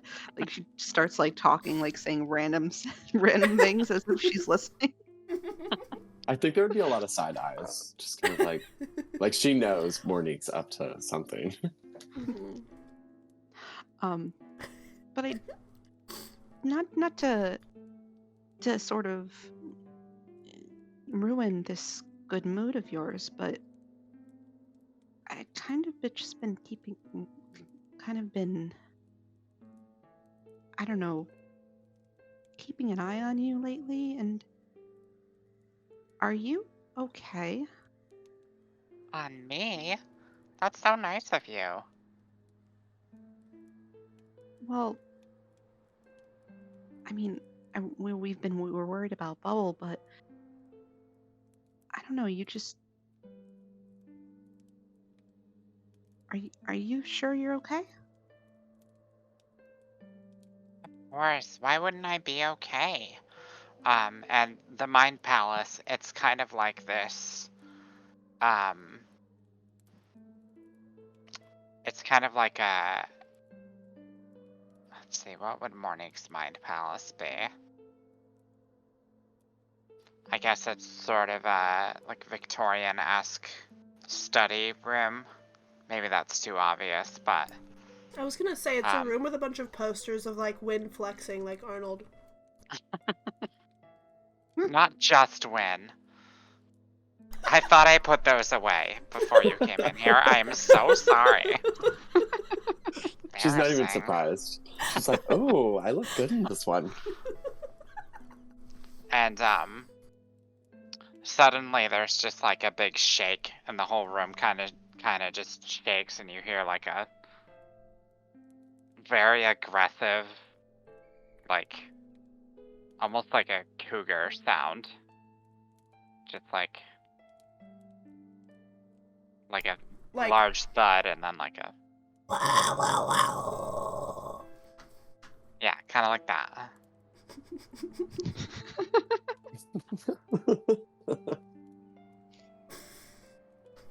Solikha's just gonna look at Mournique and just raise an eyebrow. Yeah, what was Totally that? fine. Mournique. Solikha. All right, you're gonna make me bring up the big guns then. Okay. Bring it on. No more biscuits until you tell me what's going on. Excuse me. You heard me? Nothing's going on, okay? I'm dealing with things the best that I can. And I'm just trying to be a good leader for everybody.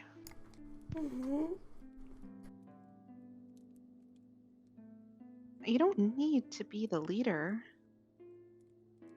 Especially if it's, giving you, I don't know what this is.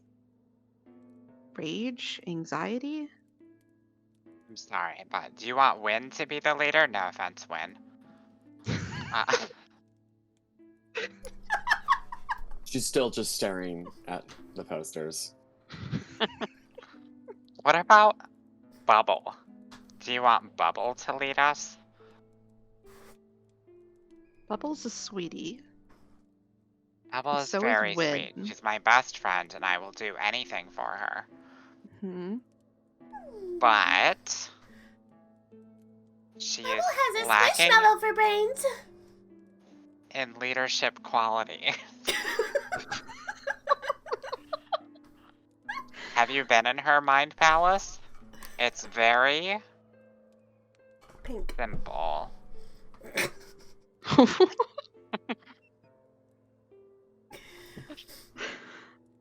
Well, okay. I mean, doesn't mean we can't tag team. I really appreciate all of your help, Solikha. I so do. I wouldn't be able to do this without you. We are a team. All of us.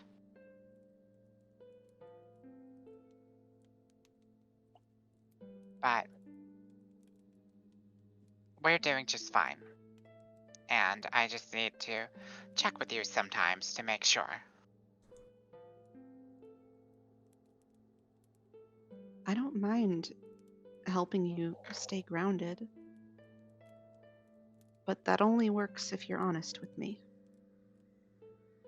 Because if I think everything's okay and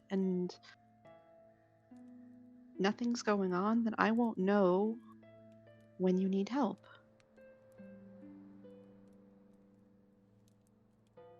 If When you I need want- help, you'll be the first to know. Cookies, please. All right.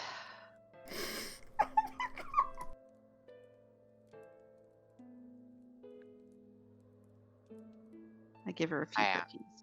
Yeah, I take a bite out of one of the cookies, and then I put my hand on like my large hips, and I kind of look at the cookie, look at the hips. I'm like, wonder if there's a connection. And then I just shrug and polish it off. We should probably go outside, just so Bubble doesn't think we're ignoring her. Outside as in outside of your brain? Yes. I was like, wait, where are we? I thought we were just walking to Termina's house.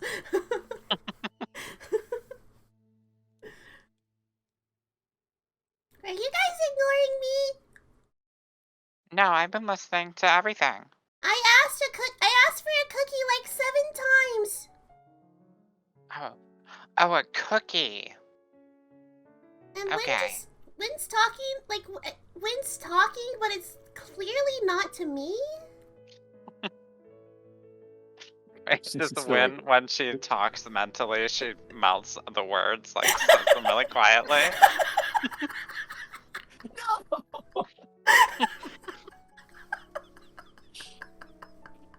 Oh, she just shakes herself out of it. She's like, what? Huh?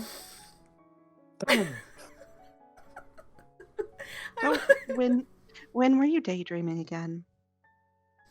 Probably. Yeah, wait, was Wynne, like, eavesdropping on this conversation the whole time? Did Mournique accidentally leave her Wynne link open? Yeah, I feel like Wynne will sometimes just kind of wander in. That's such a cracked ability. I love that. I mean, we're stretching it. I will say, we are stretching it. It's only supposed to let you communicate. That's all it says. But I've got all kinds of crazy powers, and I'm sure we can make it happen one way or another. Yeah, I don't mind. Like, we've made it clear that you can bring us all into. Like, we were all in Jermina's head at one point because of Mournique, so she just has this cool mind-linking power. Yeah, and sometimes I daydream about stuff, and then they appear in real life. Oh, well, I like that. Like, Wynne just flexing her back muscles. Okay, we have arrived at Jermina's little cottage. Who wants to knock on the door? Are we still in our bathing suits? Uh-huh. Oh yeah. Wynne will. Come on The loudest. in! I can hear you from down the street! Get in here! Oh. And the door will magically open, and you see a chubby purple mage hand opening the door. Even our mage hand is chubby. I love her so much. Let's get her on the screen. Mor'dan, get out of my freaking face. There she is. Okay. So she is like mixing stuff and mortar and pestiling stuff, and she's like throwing things in a little cauldron, and she's doing all kinds of witchy stuff, and she says, Do you have it? We have it. Stretches out her was hand. really easy to find. I knew you could do it! It's almost as if it was destiny. Anyway, here's the jar. Thank you. And she'll pour the blood into her cauldron, and magical smoke. Hold on, this music is too cutesy. The magical smoke will erupt with a bang and a poof. And she says, and she takes a little sip, and she says, Aha! It is ready! and she scoops it into a beautiful, like decanter, a crystal decanter, and she says, So I've been researching water-breathing potions, but I found a very, very special ingredient in my father's shop. And I present to you Jermina's Cordial of Water Breathing! and there's a little label on it, and it tells you the effects, and it says you can breathe water for 24 hours, and the effects of like cold water or the pressure of being in depths does not affect you, and you can talk underwater. Side effects include headaches. Side effects include gills! Upset stomach. Loss of limb. Loss of life. That's the side effects of adventuring. So yeah, you now have a bottle of Jermina's cordial. There are 5 servings in this bottle, and you can drink them whenever you want.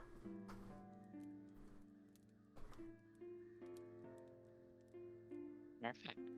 You only brought me 5 drops, so sorry I can't come with. I was just dying to swim to the bottom of the lake, but too bad. I guess I'll just have to go next time. Yeah, maybe next time. I can't believe we didn't get to invite Jermina to beach day. Aw. I don't wear bikinis. That's okay. There's all kinds of swimwear you can wear. I don't really like swimming. I can respect that. I just like to sink to the bottom and look around. Oh. Well, you're definitely gonna be sinking to the bottom of this one.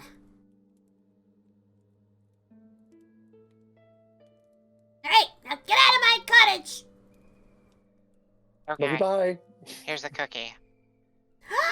Thank you. Chews it up like a rabbit eating a carrot. I just love it every time. Okay, bye. Bye!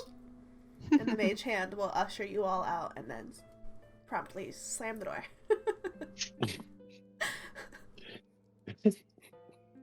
Whatever. Freak. Yeah, the hand signs sign language. Whatever. Freak. No, the mage hand is perfectly Jermina. So, okay. Well, it is getting dark. You are welcome to go at night, or you could wait for the morning and take a long rest if you need it. I know Mournique used a spell. Or you could take a nap. I didn't use a real spell. Oh, okay. Cantrip, right? Just cantrips, only cantrips. Okay, yeah, then let's just do it. We made the cordial. And you want to head back to the lake? Yes. Alright. You go to the lake. How late is it? By now, the sun has set. Okay. Oh man, I'm hungry. Just cookies. I had too many, but also like not enough food though, like real food. Do you want to have some food before we go under? I have, like... Well, then we would have to wait an hour, so let's just go in now, and then we'll eat after. Get snacks later. That's so funny. Not snacks, I need a meal. We'll go to the bar after, get some food. Oh, that sounds lovely. Oh, good idea, Mournique. It's been a minute since we've been at the bar. It really has been. We just got so much Not crazy since... stuff. Not since our, graduation day. Oh, yeah. Numi was so drunk that night. Yeah, I played this crazy prank on her. You know what, it's not important. It sounds intriguing. She's not one for pranks, which kind of makes it even funnier. That's what I said, but she's like, no, stop pranking me. Me and It Numi just are makes really me want to do it more. Numi and I have been good friends for a very long time. Once you get to know her, she's really nice. It's news to me. And do you mean that? I do. Okay. Hair flip. No.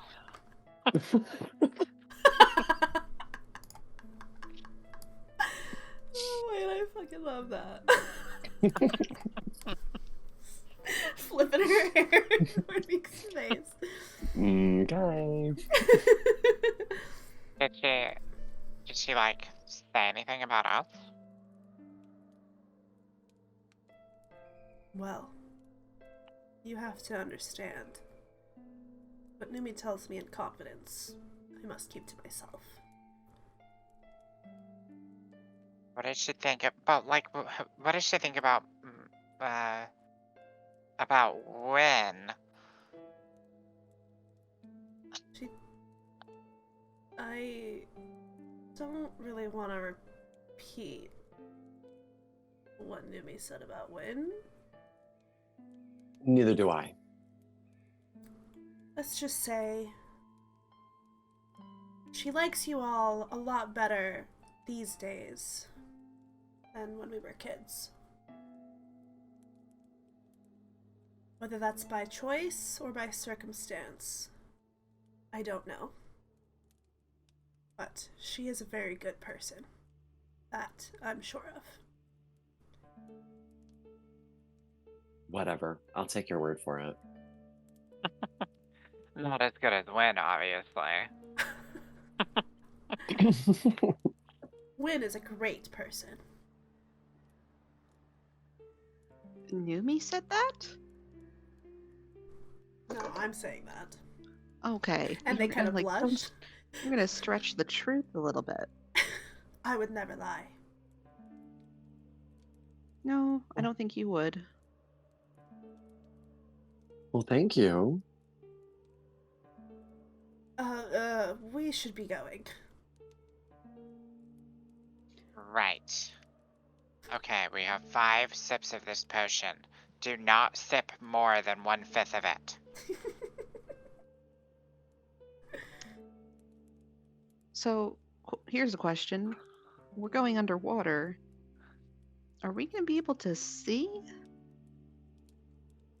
The cordial basically is like a mermaid potion. Minus the tail. Oh. But it does... Well, okay. I can also use dancing lights to give us some visibility. Also, this is a pre-industrial world, so the water is a lot more clear than water in our world. Well, it is a lake, and it is nighttime, and lakes are... Pretty murky. Yeah, typically lakes are pretty murky. I know there are clear lakes out there, but this is not one of them. It is a very deep lake. But why don't you just take a sip of your cordial and see what happens to you? Okay. I'm already feeling the claustrophobia. Oh boy, okay. I'll take the first sip. I drink exactly 1/5 of it. Beautiful. As Mournique drinks the cordial, you feel the slimy potion go down your throat, and the group is watching you very intently, and they see gills starting to form on your neck. A second set of eyelids forms over your eyeballs, and webbing starts to spread out from your fingers and your toes. Wow, freaky. Give me that. Wynne takes her sip. And the same thing happens to Wynne.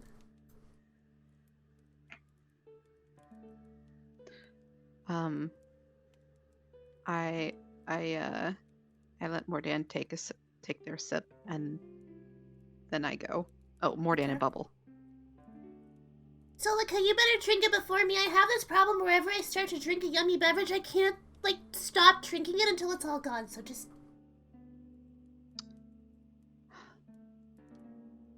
All right, Bubble. I just... Oh. This is... Know thyself, you know? Oh, I know, but I also know myself, and this is, we're gonna be fine. You're gonna be okay. We'll have you with us. I drink. Perfect. Alright. We all look like a little more fishy than before, but we still look our normal hot selves. And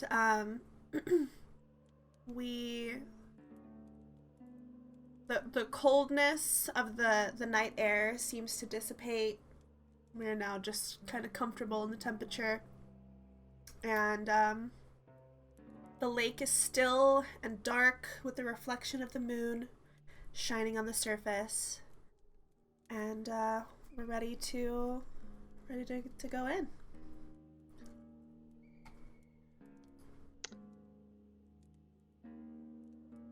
Gonna let someone else lead. Oh, poor Solikha. Well, Wynne loves swimming, so she will wade right in. As Wynne goes in and dips her head underwater, she can see that the lake is still dark and murky, but you can see through the water, as if you're like wearing goggles. That second eyelid is really helping out. I'll message to Bubble and I'll just say, can you just make sure you stay near Solikha so she feels safer? Of course! Bubble's Mind's Palace, by the way, is a bouncy house.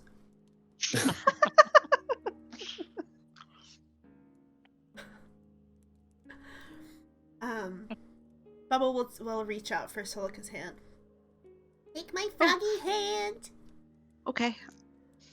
Almost didn't see you there. That's the first time I've ever said that about you. Aw. Don't be scared, Solikha. Well, you're allowed to be scared, but you're safe among friends. Never forget it.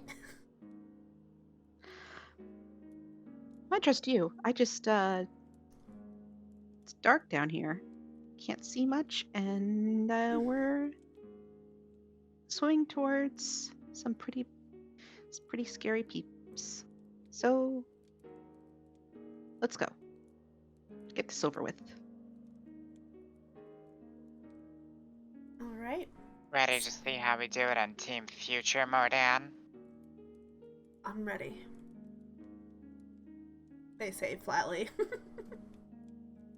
Yeah, and I'll, being like, I don't know, like waist high in the water, I'll just fall backwards into it and do a little underwater backstroke.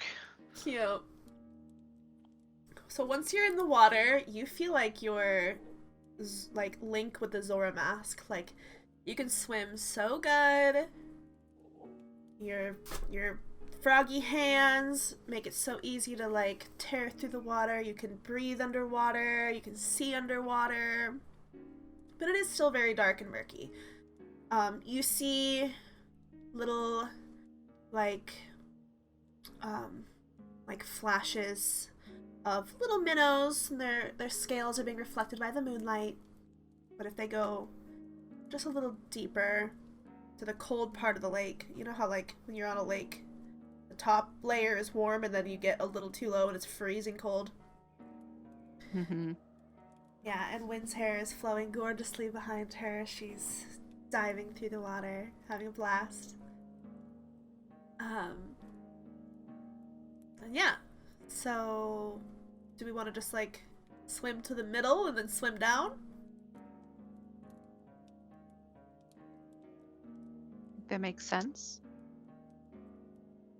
Okay, so we swim to the middle of the lake and we start to dive down.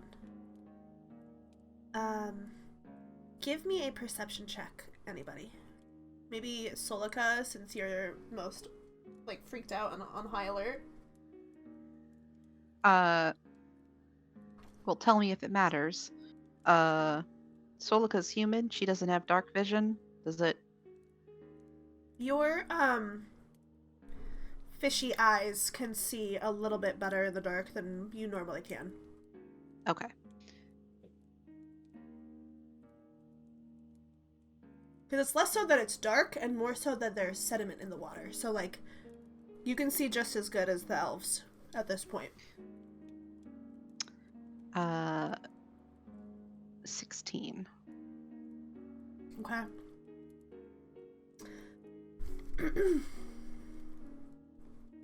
As you are swimming deeper and deeper.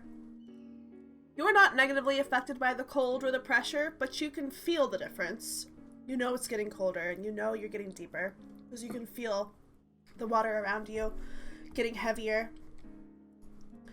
And as Solikha is squinting in the darkness, keeping her eyes very wide, well, squinting and keeping her eyes wide doesn't make sense, but she's got her eyes super wide, straining to see anything in the darkness. And you start to see little bubbles, little tiny bubbles coming up towards you. And at first it's just a couple of them, but then it turns into a torrent of bubbles. And all of a sudden,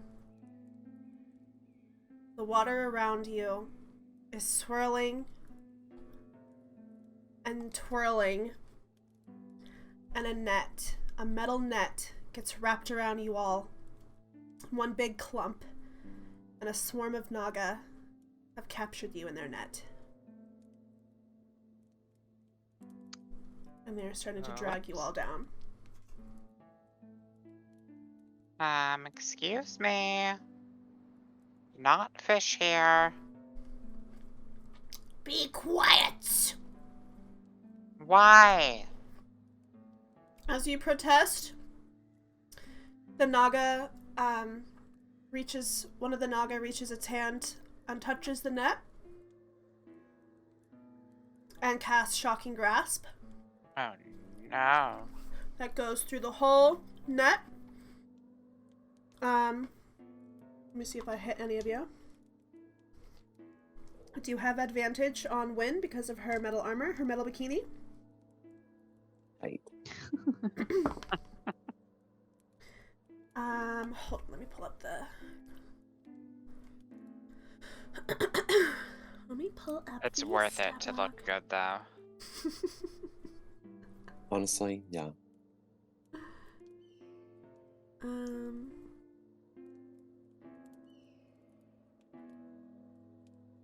Why am I blanking on how to calculate a spell? It's Is it my wisdom? should have like a spell Alright. attack modifier. Tell it. Oh, okay. Okay. I would just take whatever their highest mental stat is and add like +2 or +3. Okay. Gotcha.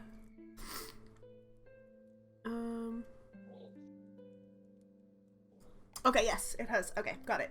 So, Solikha, does a 14 hit? Does not. Okay, perfect. Wait, what? I have a 15. Oh my god. Wynne, does a 14 hit? No. Okay.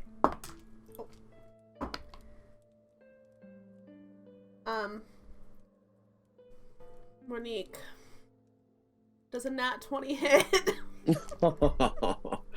Yeah. Okay, and then let's roll for Bubble. Yeah, that hits Bubble. And that also hit. Damn, why did this dice just get 2 nat 20s? That's... You're going to dice jail, but for different reasons. Okay, so Shocking Grasp is 2d8, I think. Which is that's a lot of damage. Oh, I didn't do my advantage on Wynne. Hold on. Okay, a 20 does hit Wynne. Alright, so Wynne, Mournique, and Bubble all take some damage. Where is my 8?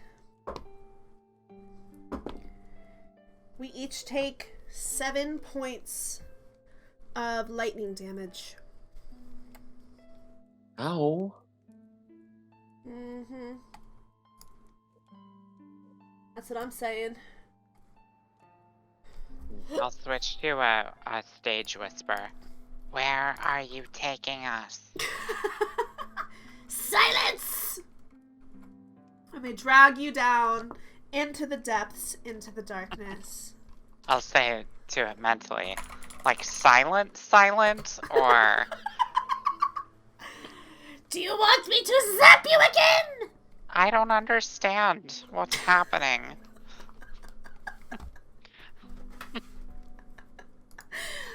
Are you antagonizing me? Maybe.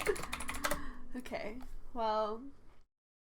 Yeah, I guess I should have asked, does anybody have an underwater phobia? Because here we are underwater. You are all... Can't you tell by my constant screaming?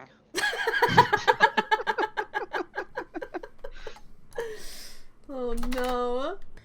You are dragged below and you lose consciousness from the repetitive zapping. You wake up in a cell. There's about 5 inches of water on the bottom, like on the ground, and you seem to be in a underground cave. So there is air, but you're standing in water. There's a guard standing there and tells you, "Be silent, or I will zap you." Well, how long? I say after a very awkward pause. They will approach the cage, and you will feel like this crackling intensity coming from their body. But as they are about to zap you, I need us to have health. As they're about to zap you, a shiny black naga with yellow streaks down its back comes around the corner and approaches the cage and says, "Come to retaliate, have you? Come to take our treasure."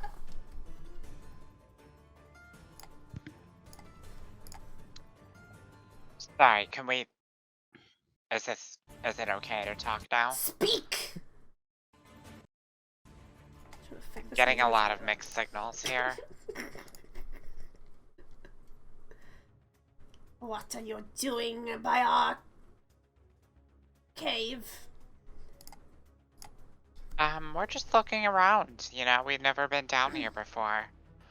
So, you know, we were having a little beach day. Do you ever have those?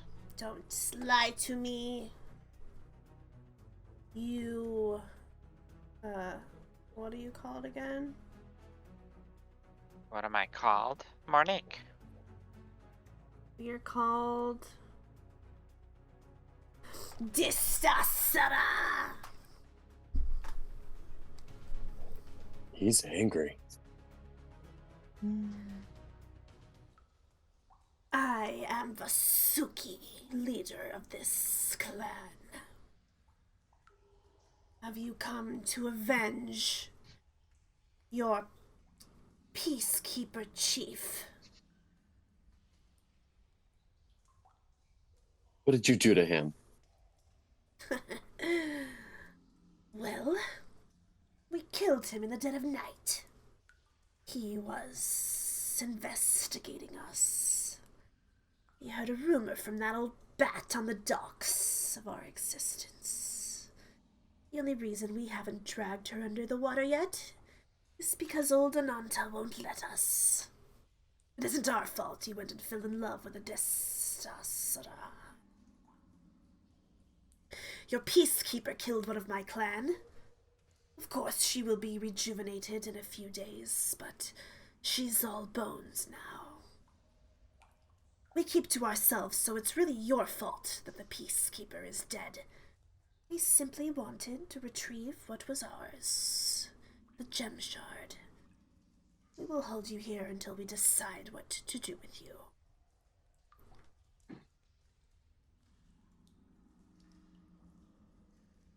It's not really gonna work for us.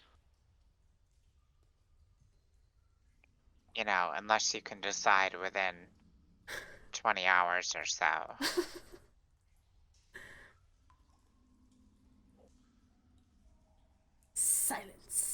Theastra. He'll slither away.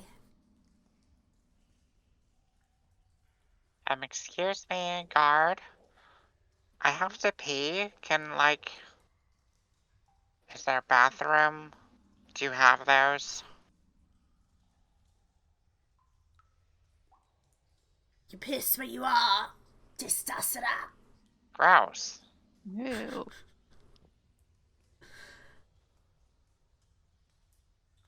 I don't actually have to pee. I haven't drank anything all day. Mournique. You gotta stay hydrated. I've been eating dry tea cakes. Nothing else. You've had some tea today. The caffeine is dehydrating. I'm gonna have to start packing like protein bars too. Oh my god. That's so fucking funny. Hmm. So, I will say to the group, anyone know how to break out of a metal net? Sorry, at this time you're not in a metal net, you're in a wooden cage. Oh. Well, I know how to break out of this, but Well, do we want to maybe do it? Wynne knows more than I do about this subject? Well, I could strike it very hard.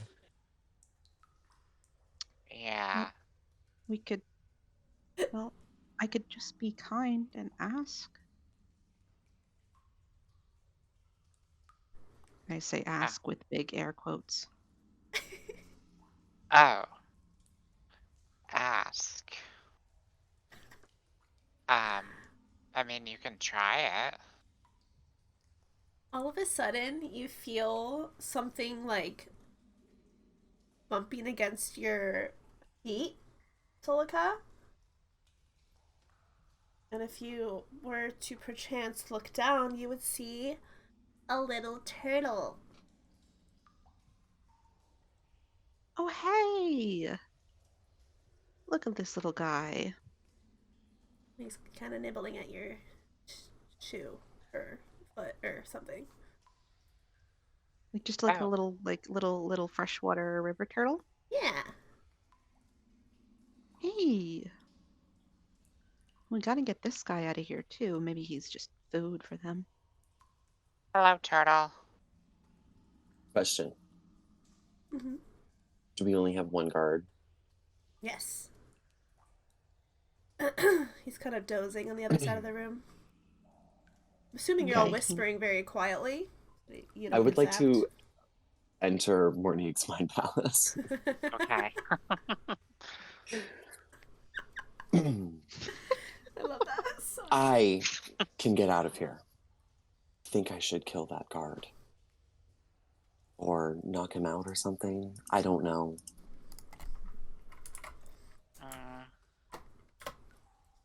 I mean, I'm not totally opposed to killing all of them. However, it does sound like they can come back to life. And if that happens, I think they're going to come back for revenge. Okay, maybe I can get myself out there. Maybe try and grab the keys. And then come back here.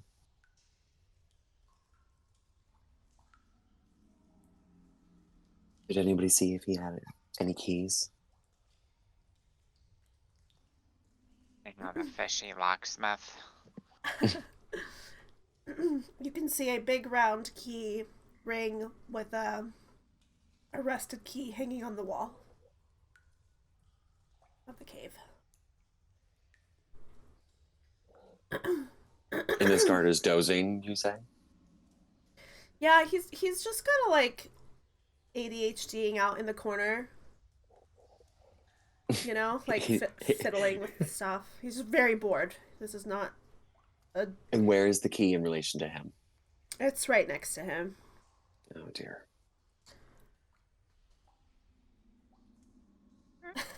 love how ADHD is a verb, yeah. I'm just picturing what I would do if I was on guard duty, and I would be fidgeting and picking up random pebbles and organizing them on the table or something. I'm gonna be poking Mournique, waiting until she gets out of the mind palace. Okay, you guys need to sending distract pokes. him. Keep his eyes on you. Or something. Hold on. Somebody's knocking. I'll open up the door to the Mind Palace. What? Oh, my little guy I is wasn't gone. expecting you. What? And she's like holding air. The turtle. What? I can't talk to the turtle. Maybe it's just a Just keep turtle. him on hold for a minute. Oh. Mournique, so help me. You talk to this turtle and make sure he's okay.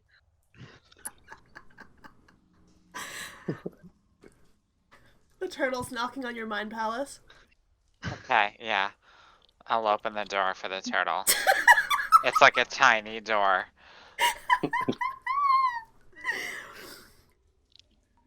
Those bastards! They won't let me out! I crawled in here when I was really little, but now I can't get out and they won't listen! If you help me, I'll show you the way out of here.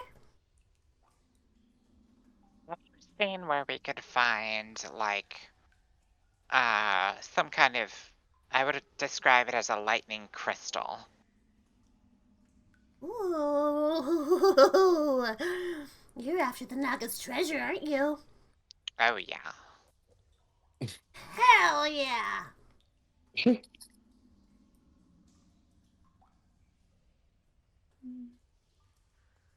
Well, first we gotta get out of this cage. I have an That's the idea. easy part. What's your idea, Solikha? Well, and I look to Wynne. My idea is plan A. And if plan A goes terribly wrong, you can hit him over the head. Wait, I want to know what Wynne's plan was. To teleport. I thought it was gonna be a misty step. Yeah. Oh, shit! I have something much easier. I just, if you want to do that, when I am so behind you. I would like to. Yeah, hell yeah. Let's see Wynne's powers. Okay, well, somebody please keep him distracted. I don't want to have to. Looks like he's already distracted. I look out the window of the Mind Palace to see him. It's like we're shrunken down and standing inside of Mournique's eye. Yeah! Inside out. All right. Like, Fantastic Voyage or Inner Space, that's the one. Hell yeah. We're in a tiny submarine inside of me.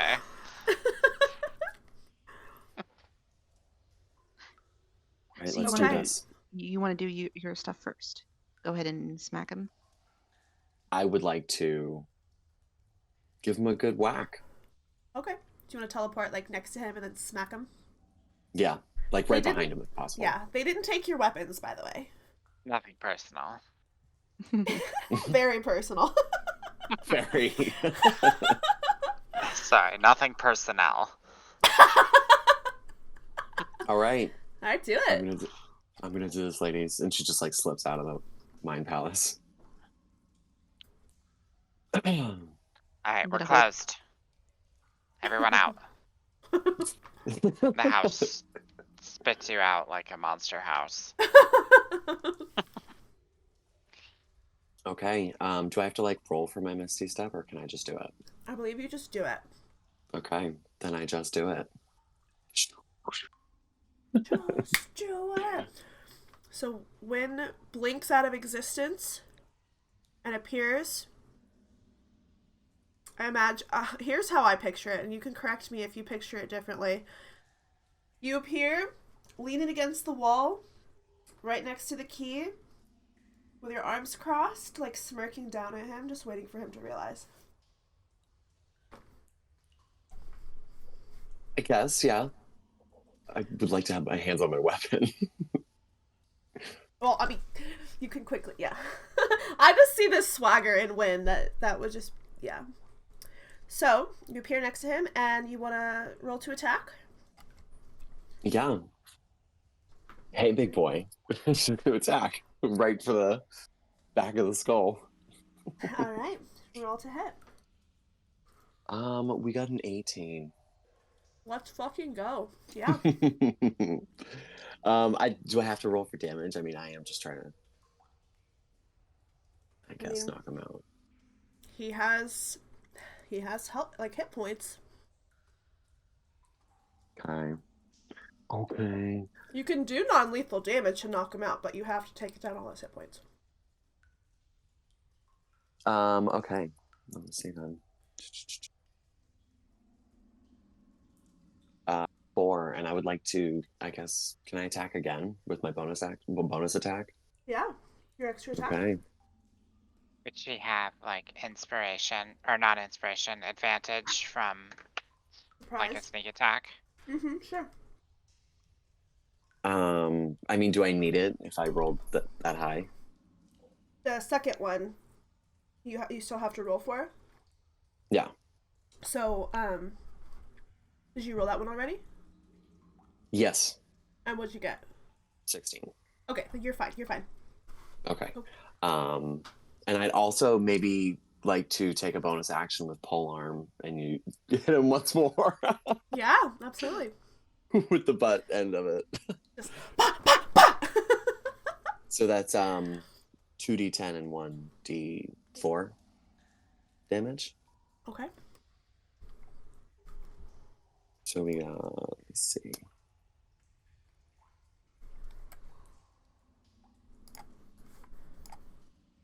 $20 damage. All right. Total. She's beating the shit out of Yeah, that's pretty good. All right, so you are beating the shit out of this Naga. We're going to go ahead and roll for initiative. Let me put... Oh my god. X, Y. Ducks, why?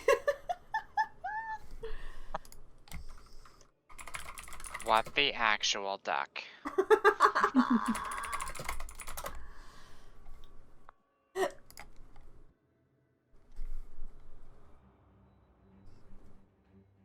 we go. We'll fight Nagas. We are fighting Nagas. Hell yeah. Just like in Akatar. Naga? Kraken? I think it's pronounced Kraken.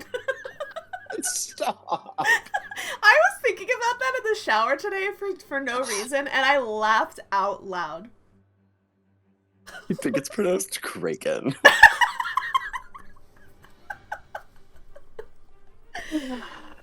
Alright. Excuse me. Let's all roll for initiative. Who rolled Wait, let me do my rolls first. Oh, sweet. Mor'dan rolled a 2. We love that. Let's do 2 That means initiative. you'll be going second to last. Fuck. How is this possible? What did Mournique roll? A 1. Oh, my. Plus 2. Solikha, what did you roll? 7. Okay. And Wynne. 14. Okay.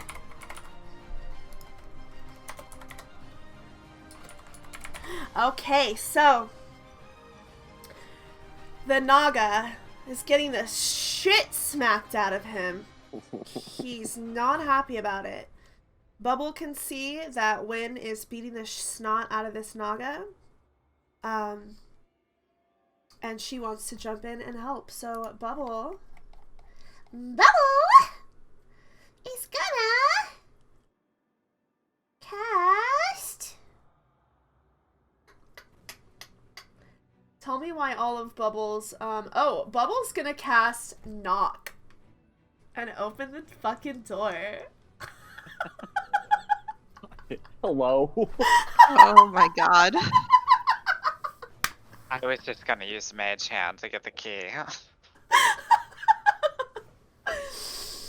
Alright, so Bubble walks up to the the door of the cage and just, like, starts pounding on it really hard. Does it just open, or do I have to roll something? It just opens. Okay. Alright, she pounds on the door and it flings open. And she's going to also use her bonus action to inspire Wynne with Bardic Inspiration.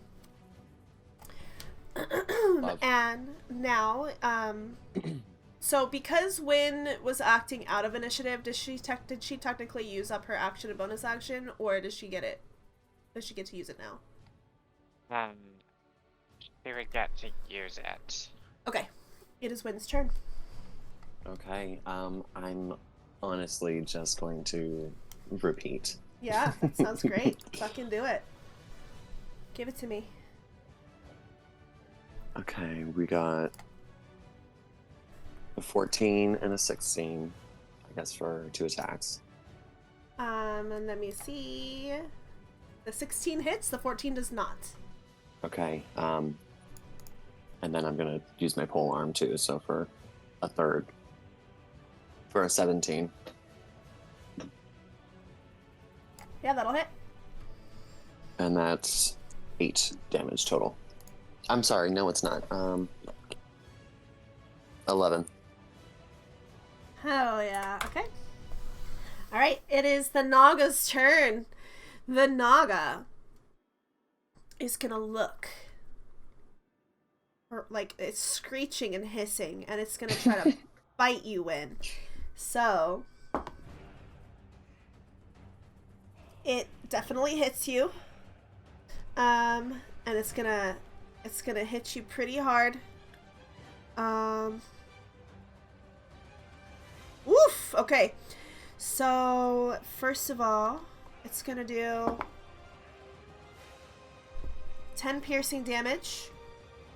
Ooh. And then give me a Constitution savings throw. Oh dear. I am 10. Okay. Unfortunately, that's not going to do it. You're going to take... Oh, God. I don't want to do this to you, but I have to.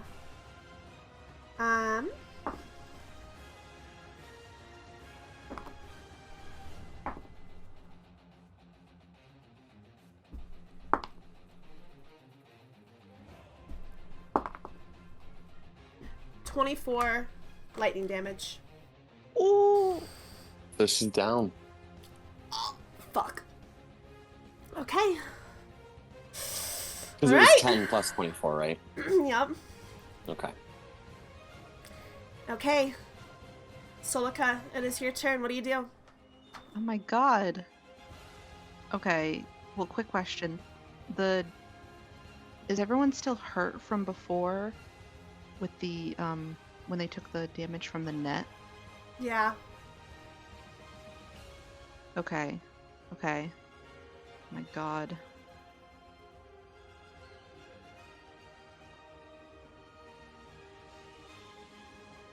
Then how far is Wynne?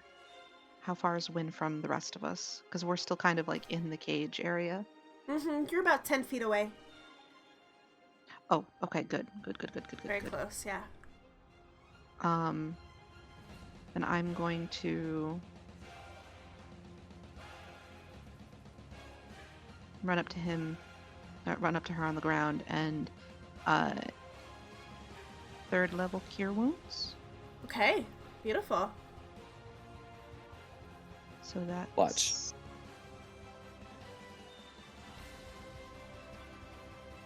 Ooh, good roll. Good roll.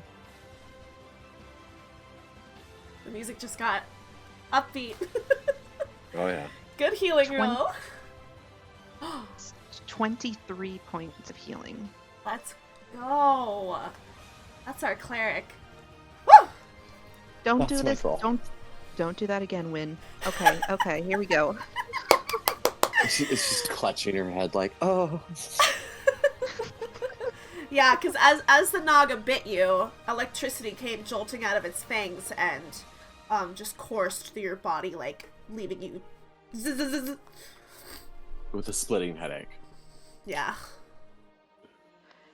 And I'm going to take my position behind Wynne, as I usually do. All right. It's now Mor'dan's turn. Mor'dan is taking deep breaths. They've been very silent this whole time. They've been very stoic.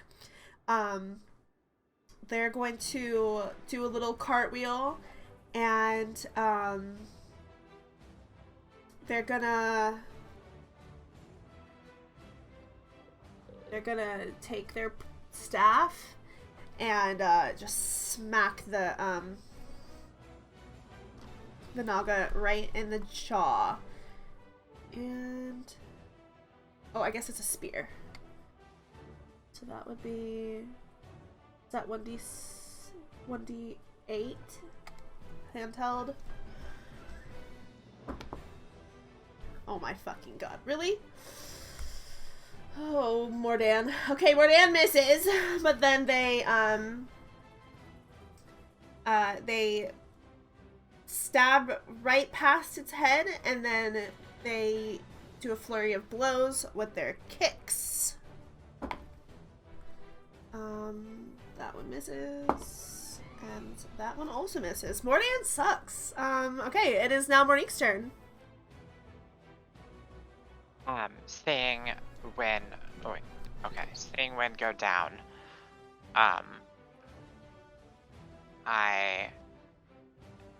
Mournique's eyes sort of glaze over, and,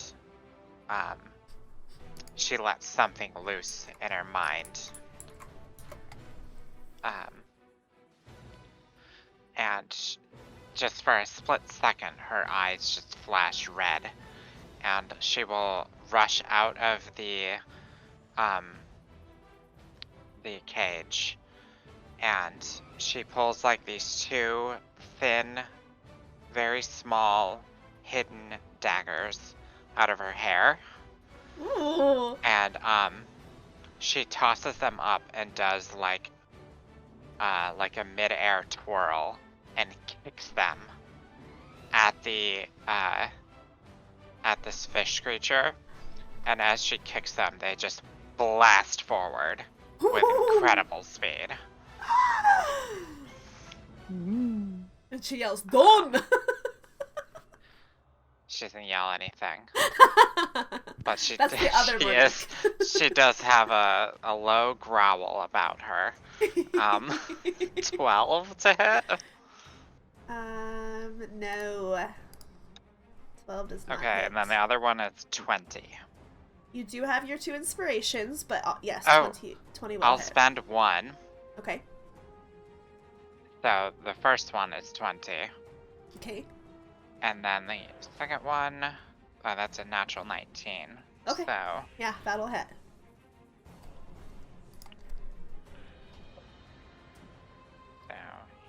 plus 4, 12, and 7, 19 damage. Woof! Okay. Alright. This thing is looking pretty roughed up. That brings it back up to Bubble's turn. Bubble, unless there's anything else you can do. I don't think there is though, right? No, that's it. Sorry. Go ahead. That's okay.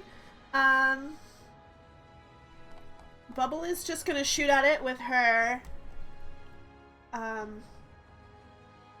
her hand crossbow. And she hits. And that is 9 damage. Oh my goodness. That would be... okay. When it's your turn, don't forget you're inspired!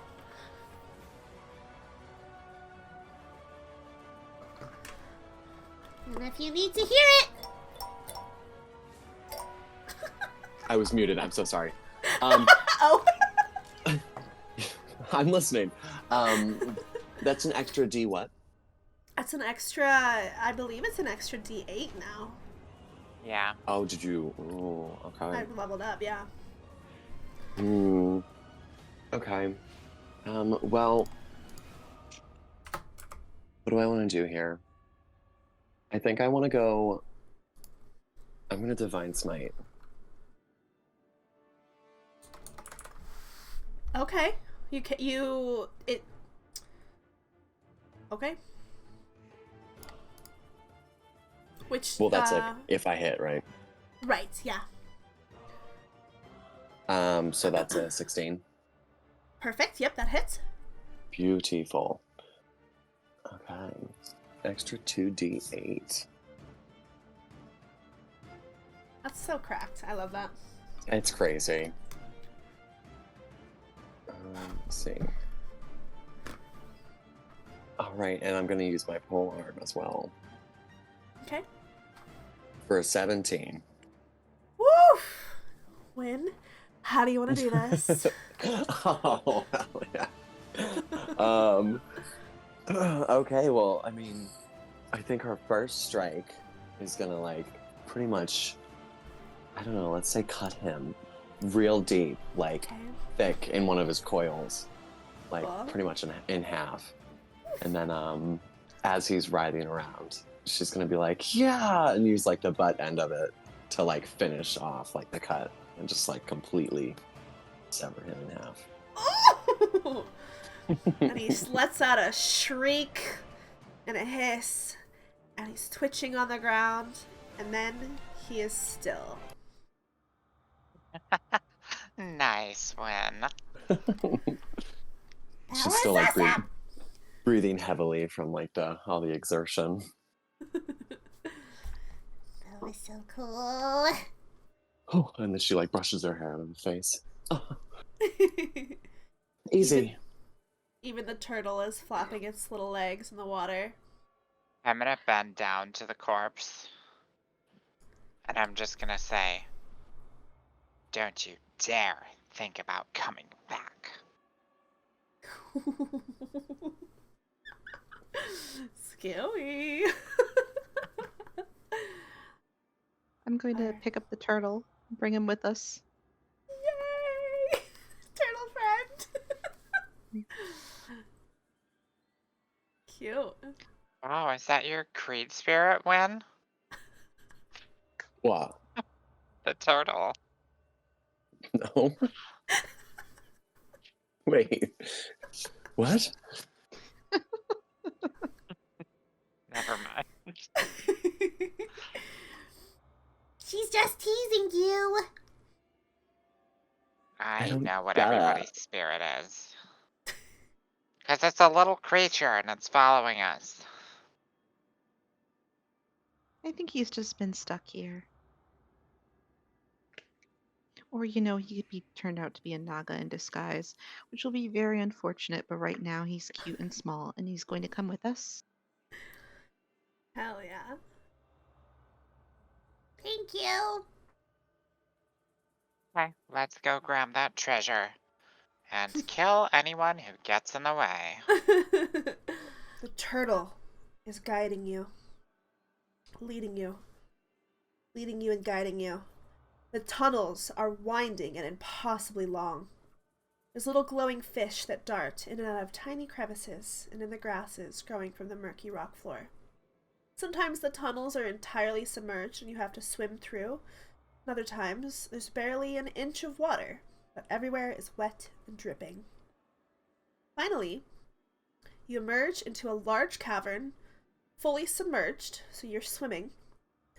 And in the middle is a glowing purple shard being illuminated by glowing plants slowly waving in the current. The crystal is suspended in a stone archway, and you feel its power pulsing like a heartbeat. Oh. Oh. The glow. There it is. It's so pretty. Thank you. Ooh. Do we see any other Naga?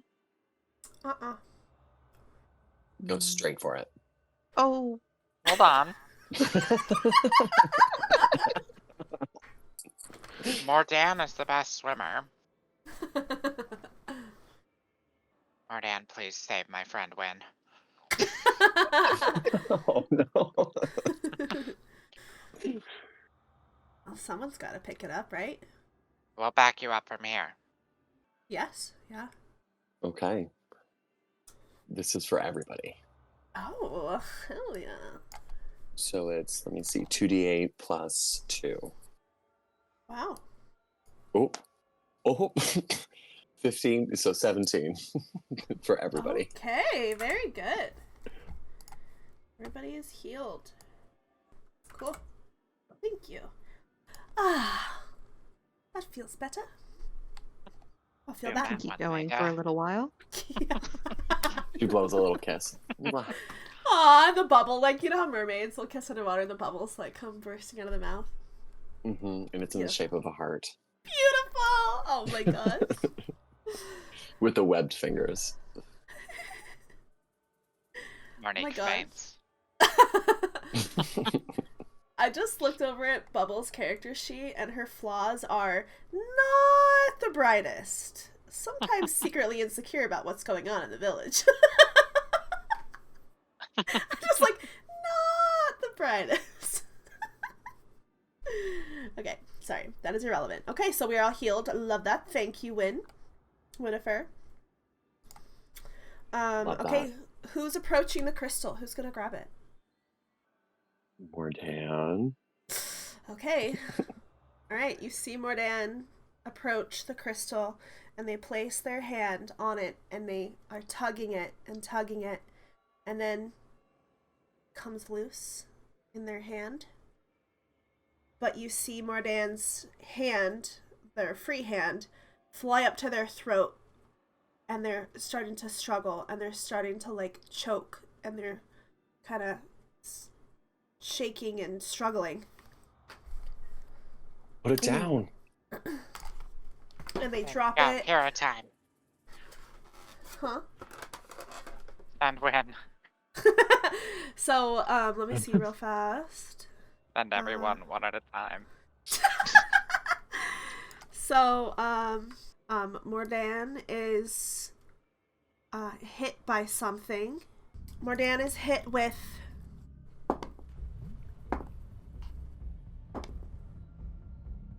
Mor'dan is hit with 15 bludgeoning damage. And From what? they are grappled. You can't see the source. And let's roll for initiative. Scary. Everybody roll for me. The spook. This music is perfect. Ooh. Okay, 19. Beautiful. Oh my goodness. I think my initiative rolls are cursed. Oh. I got a 10. Okay. So wait, when you were 15? No, 19. 19, and then Mournique is a 10. But we knew that already. Solikha, where are you at? 4. Okay. Bubble is at 12.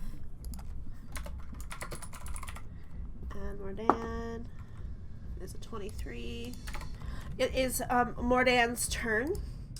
Mor'dan is gonna just start, like, it looks like they're punching their own throat, but they're punching. They're punching and punching. Oh, whoops. Actually took away Bubble's health. They're punching and punching. They miss, but they're gonna use key points. And they freaking hit. Alright. Alright, so 13 damage. It is now Wynne's turn. How far are we from this? You're like 15 feet away. Maybe 10 feet away from Mor'dan. And we still can't see this unseen force. Correct. You just see Mor'dan going.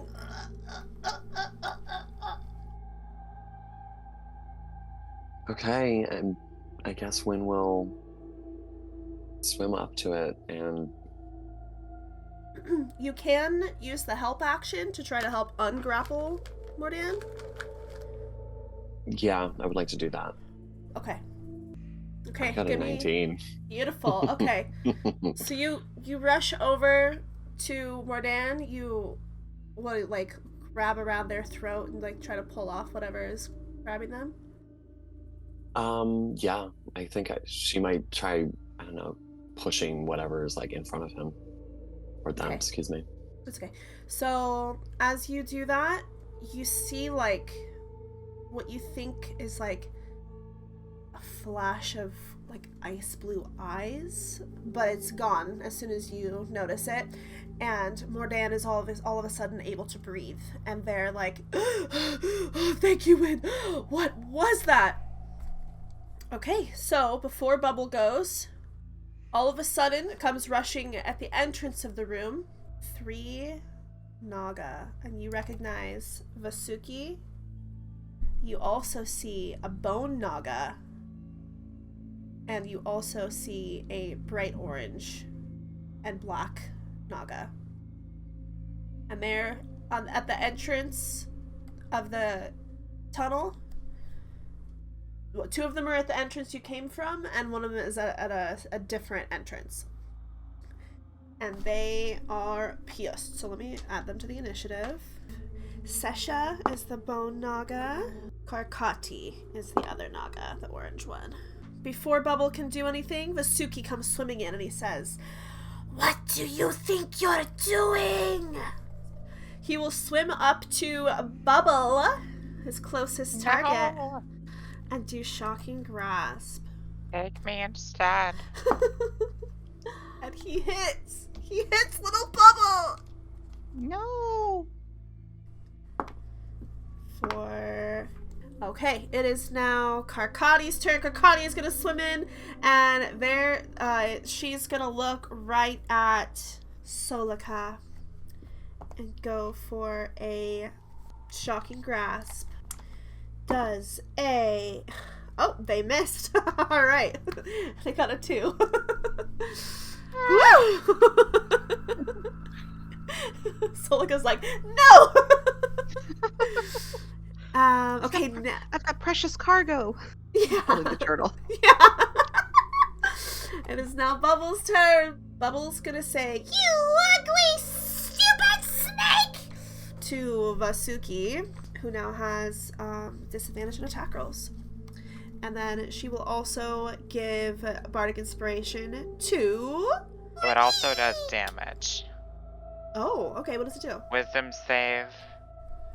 D4 psychic damage. Oh, okay. They saved. Oopsie. Mournique, you are inspired, and it is your turn. Okay, I think I will clutch at the thing that Numi gave me. Okay. And I wonder if this is the moment.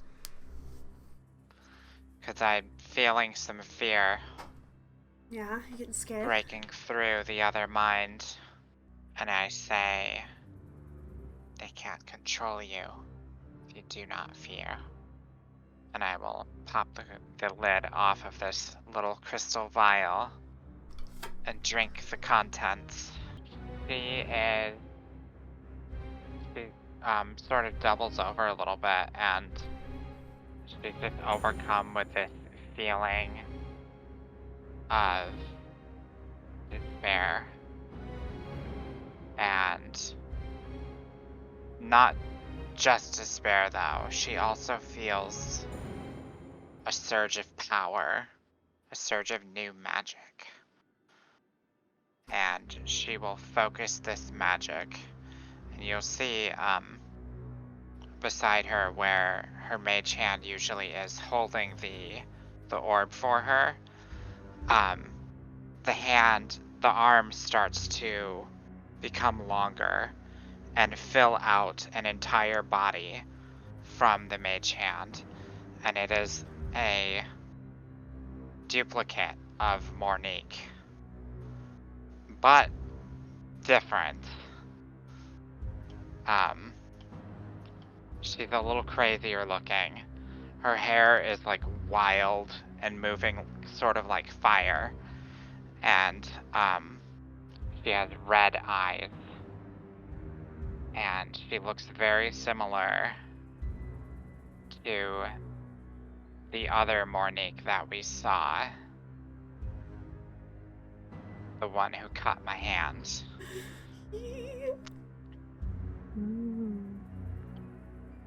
Wow! And she just says, the other Mournique says, "It's over for you."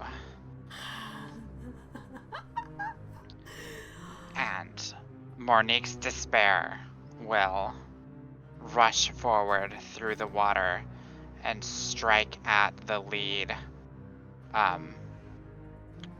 Naga. Alright. That is definitely a hit. Hell yeah. So 11 cold damage. As she just like swims out and strikes with an icy claw. Hell yeah. That's lit. That's my turn. That's so amazing! What a reveal! There's 2 Mourniques! Okay. It is now Sesh's turn, the Bone Naga. The Bone Naga is just watched this happen, and she's not happy about it. She is going to rush over to Mournique's despair and attempt to bite. And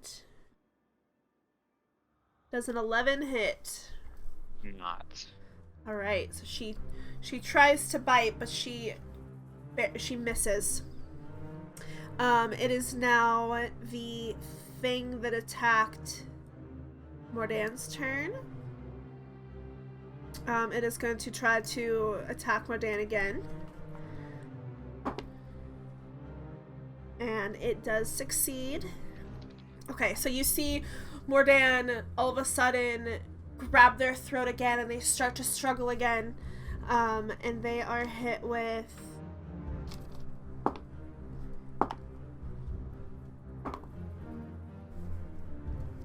13 more damage. Mor'dan, hold on. It is now Solikha's turn. Oh boy, there's too many things to focus on at once. Yeah.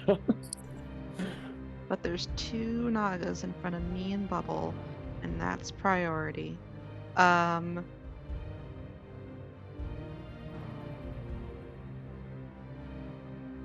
kind of both standing next to each other. I can reach both of them. Yeah. Okay. I'm going to attempt to reach out and grab the one that struck at Bubble with a 2nd level inflict wounds. Ooh, okay.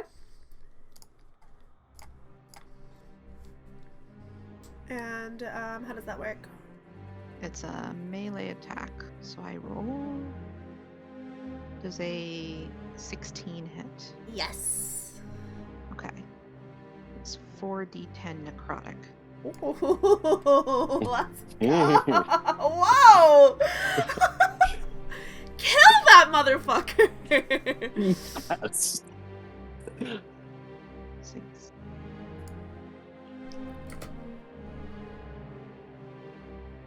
Holy, okay. I didn't do that right. Hang on. Math. You're like, 40-10. How did I get 70 damage? At 29. Hell yeah. Okay. 29 necrotic. That's so good. Above average. It is Mor'dan's turn. They are going to try to punch their throat again, which looks very odd to everyone. Oof, they hit. Hell yeah, that also hits. Okay, 16 damage. Good job, Mor'dan. It is now Wynne's turn. So I have a question. Okay. I would like to use Find Steed. Divine And I have a Steed. very Find Steed, and I have very specific steed in mind right now. Okay, sure. A hippocampus. Is that like a Oh. mer horse? Yes, it is. Cute! Okay. Okay, you've just got yourself a mer friend. Okay, well, so Wynne holds out her hand as she casts the spell, and I guess out of like the dark depths appears a spirit hippocampus. He'll be a beautiful, like shimmering, like glowing dark blue, Okay, beautiful. With, like fishtail and like a black mare, for the horse. Half. Cool. And she immediately mounts it. I would Yeah. like to attack whatever still has Mor'dan. Okay, alright. And I think I'm gonna use. I'm gonna use bite. He's gonna go for a chomp of this unseen force. Okay, yeah, go ahead and roll. 17. Yeah, that hits. And it's. Let me see. So 8. Okay. Piercing, Alright. if that matters. Yeah, sure. Very good. Alright. Beautiful. So your new beautiful mer horse, we're all reveling at it, and it can see what is attacking Mor'dan, and it Ooh. rushes over and takes a big chomp without damaging Mor'dan. And you can see some like black blood like dissipating in the water from the big chomp. And now it is Vasuki's turn. Vasuki is mad. He is not happy. He is going to do Shocking Grasp again on Solikha. He's very angry at Solikha for that massive ray of sickness she just did on him. Oh. Does a 14 hit? My AC is 15. Okay. All right. Dang. Okay. It is pissed, but it missed you. It is now Karkati's turn. Karkati's going to try the same thing. And they do hit with a 15. So that is... Alright, 11 damage to Solikha. And it is now Bubble's turn. Bubble is shook at the appearance of a second Mournique. I feel like she should just do Cloud of Daggers on the two. Sure. I feel like that's what she would do. Yeah, Because that's what she almost always did. right. In Baldur's Gate and this game. Okay, she's gonna do Yes. Cloud of Daggers. Remind me. I almost just wrote Cloud of Daggers, but that's really fitting. 4d4 slashing damage. Alright, okay, so she's gonna do Cloud of Daggers right over Vasuki and Karkati. So that would be a d4 is the little one. So that's... Oh, and I have 4 d4s right here. That's beautiful. Wow. That's Cloud quite of daggers coming up. That is 2, 4, 5, 6, 7, 8, 9 damage on Vasuki and 6, 7, 8, 9, 10, 11, 12 damage on Karkati. Okay, it is now. Oh, and then she will inspire Solikha! Thank So you. You all have unused bardic inspiration, okay? Okay. I'm gonna put it right next to my rolling die right now. Perfect. Okay.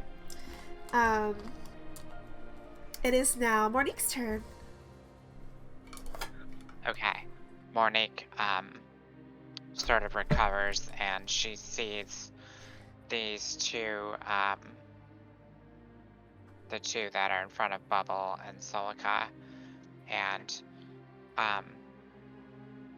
sort of out of things to use as weapons, she just sort of focuses that energy and directs this eldritch blast at them. Finally said it. She finally said it. And I used my inspiration Okay. because it was there, and that is a lot to hit. So that's a hit for 7 damage, and then there's another hit for, that's a miss actually, Okay. because that's a natural 2. I see. You do have your bardic inspiration and your regular inspiration. Right. So I guess I'll use the other one too. I'll just recap next time. Get it back. Okay, that's better. For 6 more damage. Okay. Oh, I will also be swimming up to my friends to support them. Okay. And Mournique's despair is going to look at Asuki, and she's just gonna say, "Give up." And she'll slash him with the claw. And this is another thing. That's definitely a hit. 19 for 14 cold damage. How does Mournique's despair want to do this?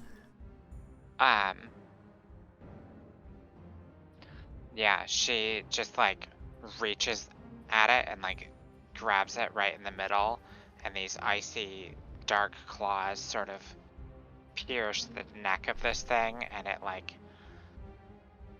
it loses all of its color, and then it freezes and shatters in her hand. Oh my gosh! Very cool. All right. Okay. So their leader is shattered, and Karkati has this horrified look on her face, and she says, "Vasuki! No!" And she tries to gather all the pieces that are floating around, and she tries to coil them up, and she gives you a look and says, You know that's pointless, don't you?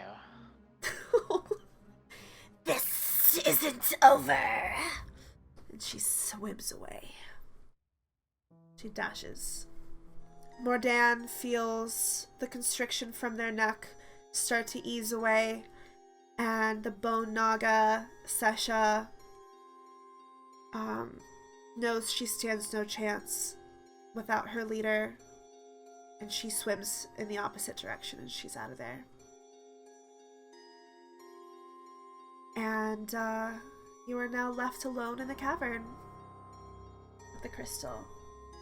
Mor'dan is gasping for breath. Love the horse, Wynne.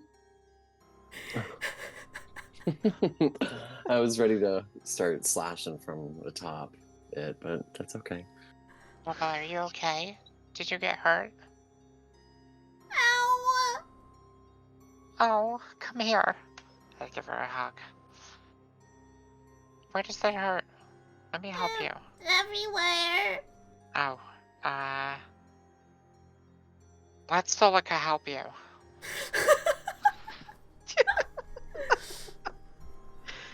Solikha, help me. Wait, Bubble barely took any damage. Bubble's fine. It's Mor'dan that's in pain. Yeah, I'm gonna go help Mor'dan. Bubble also has healing word. Alright. Charisma, So whatever. 5 for me. You should try getting hit less. I don't know We what wouldn't that have was. to spend all our magic. Whatever that was. Oh, it really did not want me to breathe. I got you. Let's grab that crystal and get out of here. Mor'dan will take the crystal and slip it down their, like, wetsuit collar. And the turtle says, Follow me! Follow me! I'll show you the way out! Follow that turtle. and the turtle swims away, and you follow it out of the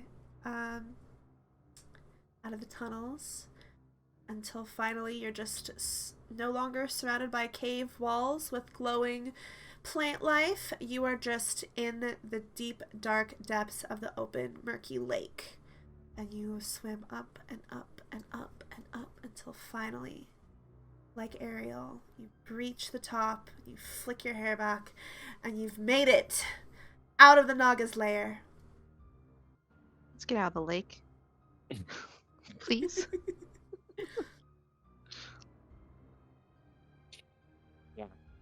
Wynne takes a moment to thank her steed before releasing it.